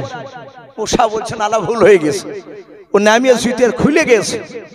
আর আমার বিশ্ব নবী সত্য পাক আসমান পাড়ি দিয়ে সিদরাতুল মুনতাহা পার করে দিয়ে আর সে আজিমে বাপজি ঢোকার আগে রহমতের নবী তিনি জানেন সামান্য মুসাকে যদি দুনিয়ার বুকে পাহাড়ে জুতে পাইতে যদি উড়তে আল্লাহ না দেয়, আর আমি তো এসেছি আর সে আজিমে, তাহলে এখানে তো জুতে খোলা লাগবে। আল্লাহ রাসূল জুতাটা খুলতে যাচ্ছে। আল্লাহ বলছেন ওগো হাবিব, ও দোস্ত রাসূলুল্লাহ, ওগো আমার মাহবুব, জুতা তোমাকে খোলা লাগবে না, তুমি জুতা পাই দিয়ে এসো। তোমার জুতার ধুলা আমার আরশ আজিমে পেলে আমার আরশ আজিম ধন্য হবে। বলুন আলহামদুলিল্লাহ। এ হচ্ছিল রাসূল, দামি রাসূল। আর সেই নবীকে বাপজি আমার ওই বাচ্চা ছেলে দুটো চিনে না, পাগলা নবী বলছে যে কোথাকার পাগলা এসে কান্না করছে, টেনে নিয়ে যায়। আবু বকর কান্না করতে লাগলেন। বাচ্চা ছেলে দুটোকে বাপজি বুকের সাথে জড়ে ধরে বলেন বাবা আমি বুঝতে পেরেছি আমার নবী এখনো মরে নাই, জিন্দা আছে। আল্লাহ রসুলের বাপজি উমার বাপজি চিৎকার করে ডাকলেন। আল্লাহর নবী বলেছেন উমারের গলার আওয়াজ বাপজি এত বাপজি আওয়াজ জোরে ছিল, হাদিসের কিতাবে পাওয়া যায় আজ বাপজি মাইক টেনে নিলে আমাদের কথা 20 জন বাপজি দূরে আর মানুষ শুনতে পাবে না, 50 দূর থেকে মানুষ শুনতে পাই না। কিন্তু আমার উমার মসজিদে নববী থেকে বাপজি একবার চিৎকার করেছিলেন বাবা, বিনা তারে বিনা মাইকে হযরত উমারের গলার আওয়াজ 1350 কিলোমিটার দূরে পৌঁছাল। বলুন সুবহানাল্লাহ, বলেন আরে তাকবীর। এ হযরত উমার আপনাদের এই ছেতনি থেকে কলকাতা ক কিলোমিটার? 200 তো নয়, 180। বহরমপুর থেকে মনে হয় 220 না কত কিলোমিটার, তাহলে 1350 কিলোমিটার রাস্তা ওমর মসজিদে নববী থেকে চিৎকার দিয়েছে। অত দূরে গিয়ে বাপজি আপনার উমারের আওয়াজ গিয়ে পৌঁছাতো। আর একবার জোরে বলবেন না সুবহানাল্লাহ। সেই উমার চিৎকার করে বলে, ও আমার সাথী ভাইরা, নবী মরে নাই, নবী জিন্দা আছে। সব সাহাবারা বাপজি জমা হয়ে গেল। আমার আবু বকর উমার সকলে গেলে যে দেখছেন বিশ্বনবী গুহার ভিতর কাঁদছে। নবী কাঁদেন আমাদের জন্য, ওগো আল্লাহ আমার উম্মত জাহান্নামে যাবে, আমি সহ্য করতে পারবো না। আমার বিশ্বনবী শুধু উম্মতি উম্মতি করে কাঁদে। আমার আবু বকর সিদ্দিক রাদিয়াল্লাহু তাআলা আনহু আল্লাহর নবীকে ডাক দিয়ে বলেন, আসসালামু আলাইকা ইয়া রাসূলুল্লাহ ইয়ারফাউ রাসাকা। ওগো আল্লাহর নবীজি আর মাথা নিচু করে থাকবেন না, তাড়াতাড়ি মাথাটা তোলেন। আল্লাহ রাসূল বাপজি যখন তার বন্ধু আবু বকর নবীর পিঠে হাত দিয়ে বাপজি মাথাটা তুলতে বলেন, আবু বকর তুলেন নাই। হযরত ওমর বিশ্ব নবীজিকে ডাক দিয়ে বলেন, নবী গো আমি অন্য কোন সাহাবা নাই, আপনার সাহাবা আমি ওমর। ওগো নবী আমি সেই উমার, আপনাকে আমি চিনতে পেরেছিলাম না, না চিনার কারণে আপনাকে তলোয়ার নিয়ে মারতে গিয়েছিলাম। আল্লাহর নবী বলেন উমার এত ভালোবাসতেন, আমাকে এত ভালোবাসতেন। আল্লাহর নবী বলেন উমার যেদিন থেকে ঈমান এনেছিলেন আমার উপরে, সেই দিন থেকে নিয়ে উমারের সামনে আমি দাঁড়ালে কথা বললে উমার আমার ফ্যাল ফ্যাল করে চেহারার দিকে বাপজি চেয়ে থাকতো, পাজাল পর্যন্ত নড়াতো না। আল্লাহর নবী বলতেন উমার তুমি অমন করে কেন আমার দিকে তাকিয়ে থেকে বললো? উমার কাঁদতেন আর বলতেন, নবী এই চোখ দিয়ে এত বড় দামি রসুলকে আমি চিনতে পেরেছিলাম না। ওগো নবী এত দামি নবী আপনাকে চিনতে পেরেছিলাম না, আর সেই নবীকে আমি তলোয়ার নিয়ে মারতে গিয়েছিলাম। তাই রাসূল আমি আপনার দিকে তাকালে থাকলে আপনার সামনে আমি আর কোনো দিকে নজর করি নাই। আবার বলা হয় যে কিয়ামত পর্যন্ত আপনাকে আমাকে যদি আল্লাহ জিন্দা রাখে, কিয়ামত পর্যন্ত একইভাবে আপনার চেহারায় এইভাবে তাকালে আমার পেট ভরবে না। বলুন আলহামদুলিল্লাহ। ভাই সেই উমার ডাক দিয়ে বললেন, ওগো আল্লাহর রাসূল আপনি মাথা তুলুন আর কাঁদেন না। আমার বিশ্বনবী বাপজি তবু বাপজি মাথা তোলেন নাই। অনেক লম্বা ঘটনা। লাস্টে হযরত আবু বকর বললেন, ওগো সাথী ভাইরা আমাদের কারো ডাকে সাড়া দেয় নাই। আমার মনে হয় বিশ্বনবীর কলিজার টুকরা বিটি মা ফাতেমাতুজ জোহরা রাদিয়াল্লাহু তাআলা আনহা উনি এসে ডাকলি দেখতে পাওয়া যাবে রাসূলুল্লাহ আর থাকতে পারবে না। ভাই লাস্টে ফাতেমাতুজ জোহরা এসে ডেকেছিল, তবু রাসূলুল্লাহ উঠে নাই। নবী সিজদারত অবস্থায় ছিলেন। লাস্টে বলা সেই নবীকে জিবরিল আলাইহিস সালাম এসে বললেন, আসসালামু আলাইকা রাসূলুল্লাহ ইয়া হাবিবাল্লাহ। ওগো নবী আপনি মাথা তুলুন। আপনার প্রকৃতি যারা উম্মত উম্মতি হবে তারা একটাও আল্লাহ তাদেরকে জাহান্নামে দিবে না। জোরে বলুন সুবহানাল্লাহ। যারা প্রকৃতি উম্মত উম্মতি হবে আপনার, তারা কেউ জান্নাতে যাবে না। হে রাসূল আপনাকে একটা মাকামে মাহমুদ বলে একটা জায়গা দেওয়া হবে, সেই জায়গায় বসে থাকবেন। আপনার উম্মত যদি জাহান্নামে যায় আপনি চিনতে পারবে, আপনি ধরে বলবেন আল্লাহ আমার এই উম্মতকে জান্নাতে দাও। আপনি যতবারই বলবেন ততবারই আল্লাহ আপনার দোয়াকে কবুল করে আপনার উম্মতকে জান্নাতে দিবে। বলুন সুবহানাল্লাহ। আরো জোরে বলুন সুবহানাল্লাহ। তো ভাই সেই নবী যে নবী বাপজি আমাদের জন্য কেঁদেছে, আর সেই নবীর বাপজি মহব্বতের ঘর কোনটাকে বলা হয় ভাই একটু কথা বলে? মাদ্রাসাকে। আল্লাহ নবী বলেছেন মাদ্রাসা হচ্ছে আমার ঘর আর মসজিদ হচ্ছে আমার আল্লাহর ঘর। ভাই আমার পূর্বেকার বক্তা আপনারা সকলেই জানেন, প্রায় জায়গাতে পকেট মারি বলে পরিচিত হযরত মাওলানা কারি রিয়াসতুল্লাহ সাহেব মাদ্দাজুল আলী। গত আপনার 4 দিন আগে উনি আর আমি বাপজি ছিলাম পূর্ব মেদিনীপুরে জগৎপুর বলে একটা মাদ্রাসায়, উনিও ছিলেন আমিও ছিলাম। ওখানে দুটো লোক এসে বললেন পকেট মার হুজুর কেমন আছে, মানে ওখানেও বাপজি মেদিনীপুরেও বাপজি জানে যে কত বড় আদায়কারিতা। আপনাদের সামনে বাপজি সে রাসূলুল্লাহর দিনকে টিকে রাখার জন্য আজ গোটা পৃথিবীর বাপজি বেঈমানেরা তারা চিন্তা করেছে যে এই দুনিয়া থেকে যদি মুসলমানদেরকে শেষ করতে হয় তাহলে কোরআন আপনার মানুষকে মেরে দিয়ে শেষ করা যাবে না, শুধু মাদ্রাসা যদি বন্ধ করতে পারা যায় তাহলে মুসলমানদের মেরুদণ্ড হাড়কে ভেঙে দেওয়া যাবে, আস্তে আস্তে মানুষ শেষ হয়ে যাবে। তাই প্রতিটা বাপজি ভাইদেরকে বলবো, আমি বেশি না আর কয়েক মিনিট ভাই আপনাদের সামনে থাকবো, কারণ আমার পরের বক্তা হেড মাওলানা যিনি প্রধান বক্তাই জালসার উনি চলে এসেছে। আলহামদুলিল্লাহ উনি হয়তো কয়েক মিনিটের মধ্যে এসে হাজির হয়ে যাবে। তাই আমি প্রতিটা বাপজি ভাইদেরকে বলবো, ভাই আমি বেশি নাই 10,000 5,000 করে আমি চাইবো না বাপজি, যেহেতু আপনাদের এখানে আমি থেকেছি, আমি অনেক দিন বাপজি এখানে আছি। এই গ্রামের বাপজি এমন কোন বাড়ির ভাত আমার পেটে যায়নি এরকম বাপজি আমি বলতে পারবো না। প্রায় মানুষের বাড়ি বাপজি ভাত আমার পেটে এসেছে। মানুষ আপনারা ভালোবাসেন, আমি আপনাদের জন্য বাপজি দোয়া করব। আমি বলবো সুবহানাল্লাহ। ভাই আমি 2000 টাকাও চাইবো এরকম ভাবিনি। একজন আল্লাহর বেনামিতে বান্দা, উনি নাম করে নাই। আল্লাহ বলছেন আমি আলিমুম বিদাতিস সুদূর, আমি অন্তরের খবর জানি। বলুন আলহামদুলিল্লাহ। তাই সে বেনামি ভাই আমার, উনি নাম করে নাই, উনি বলছেন আমি 30,000 টাকার দাতা। বলুন মারহাবা, বলে নারে তাকবীর। ভাই না দিলে আরেকবার মহব্বতে বলুন নারে তাকবীর। মাশাআল্লাহ, নগদ একদম নগদ 30 দিয়ে দিয়েছে। ওগো মাওলা, আমার সে বেনামি ভাইকে তুমি চিনতে পারছো, দেখতে পাচ্ছো। ওগো মাওলা, তুমি তার 30,000 টাকা নগদ তুমি কবুল করে নিয়ে তার হায়াতে তৈয়বা সিহাতে কুল্লিয়া দান করো। বলুন আল্লাহুম্মা আমিন। ওগো মাওলা, তুমি তার রুজি রাজগারে বরকত দাও, তার আত্মীয় স্বজনের কবর আযাবকে maaf করে দাও। বলুন আল্লাহুম্মা আমিন। ভাই তো যাই হোক, আর একজন বেনামিতে ভাই আমার 5,000 টাকা নগদ দিয়েছেন। বলেন নারে তাকবীর। আল্লাহ সে বেনামি ভাইয়ের 5,000 টাকা দানকে আল্লাহ কবুল করো। ওগো মাওলা, তুমি তার হায়াতে দারাজ দাও। আল্লাহ তুমি তার আত্মীয় স্বজনের কবর আযাবকে তুমি maaf করে দাও। বলুন আল্লাহুম্মা আমিন। ভাই একটু আসি ভাই, 2000 1000 5000 যে যা পারবো ভাই একটু চটচট করে আসি। আমি আপনাদের কাছে বাপজি ওই হুজুরের মতো একদম এত দিতে হবে তা বলবো না, একটু আসি। ইমানদাররা মাশাআল্লাহ, ডাক্তার হেলাল উদ্দিন সাহেব উনিও বলছেন আমি 5,000 টাকার দাতা। বলুন মারহাবা, বলেন নারে তাকবীর।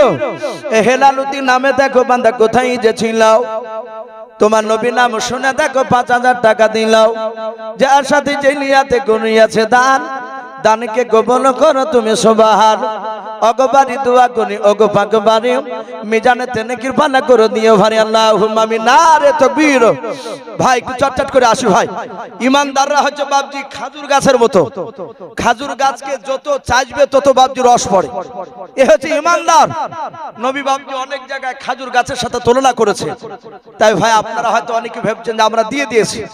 ভাই একটু আসি, 2000 1000 500 5000 আমরা যে যা পারবো ভাই একটু আসি আল্লাহর দিনকে টিকে রাখার জন্য। আমরা আসি আমার বিশ্ব নবী জনাবে মুহাম্মদ রাসূলুল্লাহ সাল্লাল্লাহু তাআলা আলাইহি ওয়াসাল্লামের জামানায় বাপজি তারা সুবহানাল্লাহ। আর একজন বেনামিতে ভাই আমার 1000 টাকার দাতা। বলুন মারহাবা, বলেন নারে তাকবীর। বেনামি ভাইয়ের 1000 টাকা দানকে আল্লাহ কবুল করুন। আল্লাহ তুমি তার হায়াতে বরকত দাও, তার রুজি রাজগারে বরকত দাও, তার আত্মীয় স্বজনের কবর আযাবকে maaf করে দাও। বলুন আল্লাহুম্মা আমিন। ভাই দেরি না করে একটু তাড়াতাড়ি আসুন।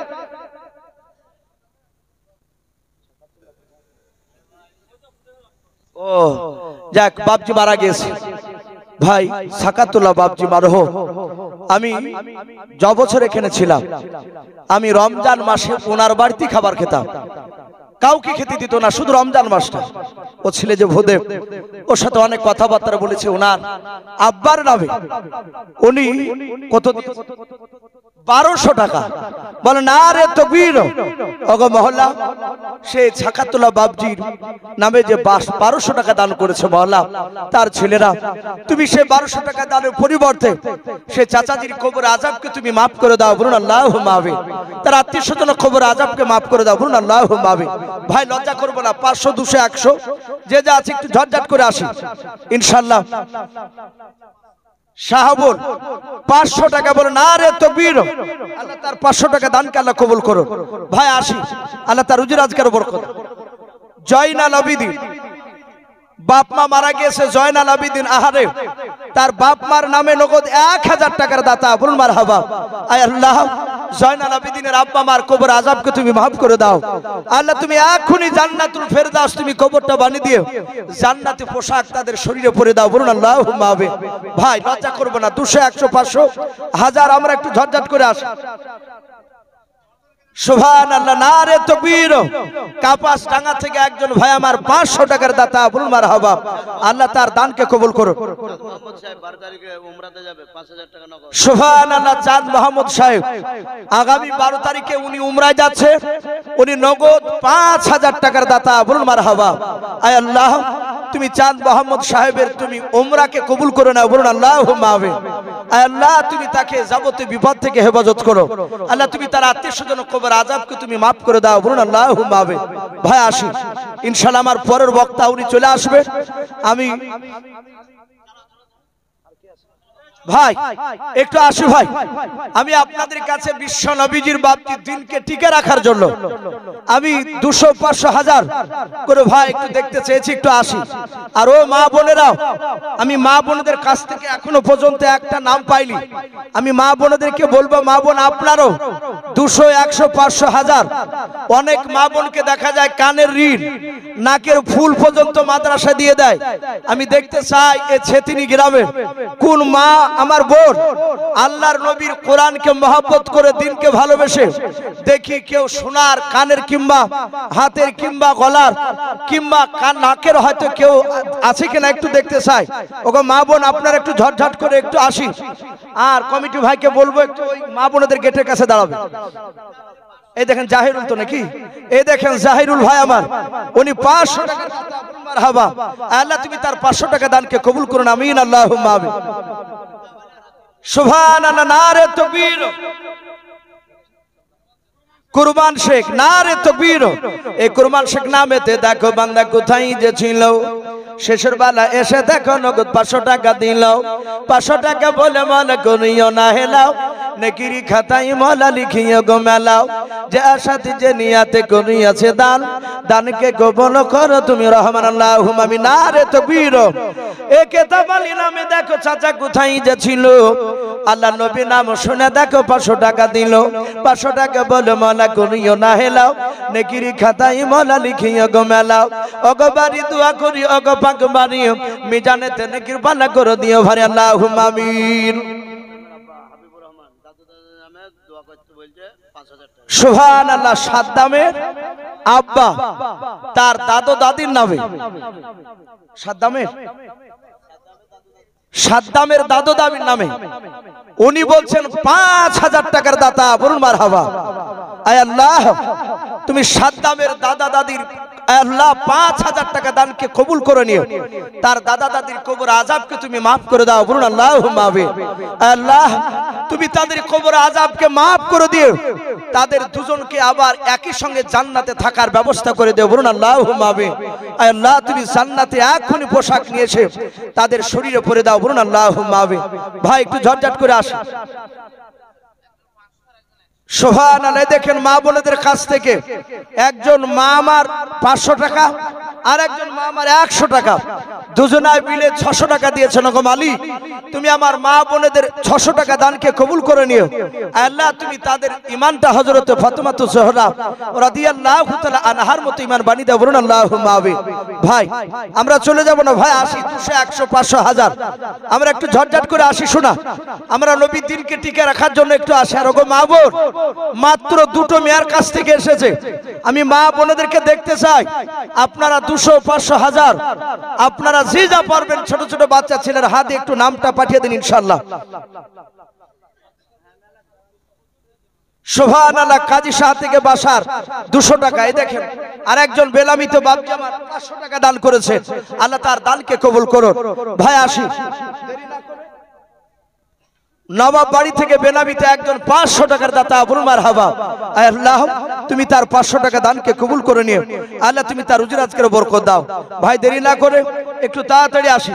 এ দেখেন আর একজন 500 টাকা বেলাবিতে নগদ দিয়েছেন। আল্লাহ তুমি তার দানকে কবুল করে নাও। বাপজি আসি আসি আমরা ইনশাআল্লাহ। এই দেখেন হরকতে বরকত হয়।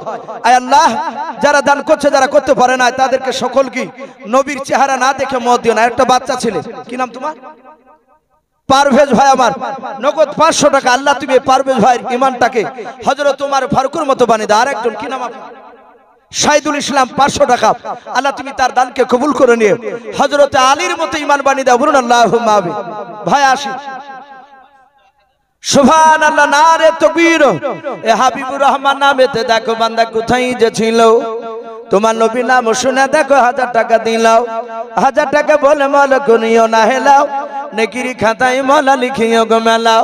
যা সাথী জিনিয়াতে গুনিয়াছে দান, দানকে কবুল করো তুমি সুবহান। আর দোয়া কোনি মোলা ওগো পাক রব্বানা, জান্নাতে খিলায় তুমি আঙ্গুর বেদান, আল্লাহুম্মা আমিন। সুবহানাল্লাহ। এ নজরুল ইসলাম নামে দেখো বান্দা মারহুম, তার সন্তানেরা মাওলাও তার নামে 1000 টাকা দান করেছে মাওলাও। তুমি তার 1000 টাকা দানকে কবুল করে নিও। নজরুল সাহেবের কবর আযাব তুমি maaf করে দাও মাওলাও। আল্লাহ কবরটা মুশকে আম্বার দিয়ে ভরিয়ে দাও। যারা দান করেছে মাওলা তাদের রুজি রাজকারে তুমি বরকত দাও, আল্লাহুম্মা আমিন। ভাই আসি, ভাই আমি প্রতিটা বাপজি ভাই মা বোনদেরকে বলবো, ভাই আজকে জান নয়, রাসূলুল্লাহ দরবারে সাহাবায়ে কেরামরা জানের প্রতিযোগিতা লাগাতেন, বলুন আলহামদুলিল্লাহ। তারা জান কুরবান দেওয়ার জন্য তারা তৈরি হয়ে থাকতে। বদরের সরজমিনে বিশ্বনবী আমার শুধু বললেন, ওগো সাহাবারা, কারা কারা যুদ্ধের ময়দানে যাবে বলো। প্রথম একটা যুদ্ধ কারা যাবে, যুদ্ধের নাম দিয়েছি বদরের যুদ্ধ। সব সাহাবারা হাত তুলেছিলেন। সেখানে ছোট ছোট বাচ্চা দুটো ছেলে, মাআজ আর মুআবিস রাদিয়াল্লাহু তাআলা আনহুম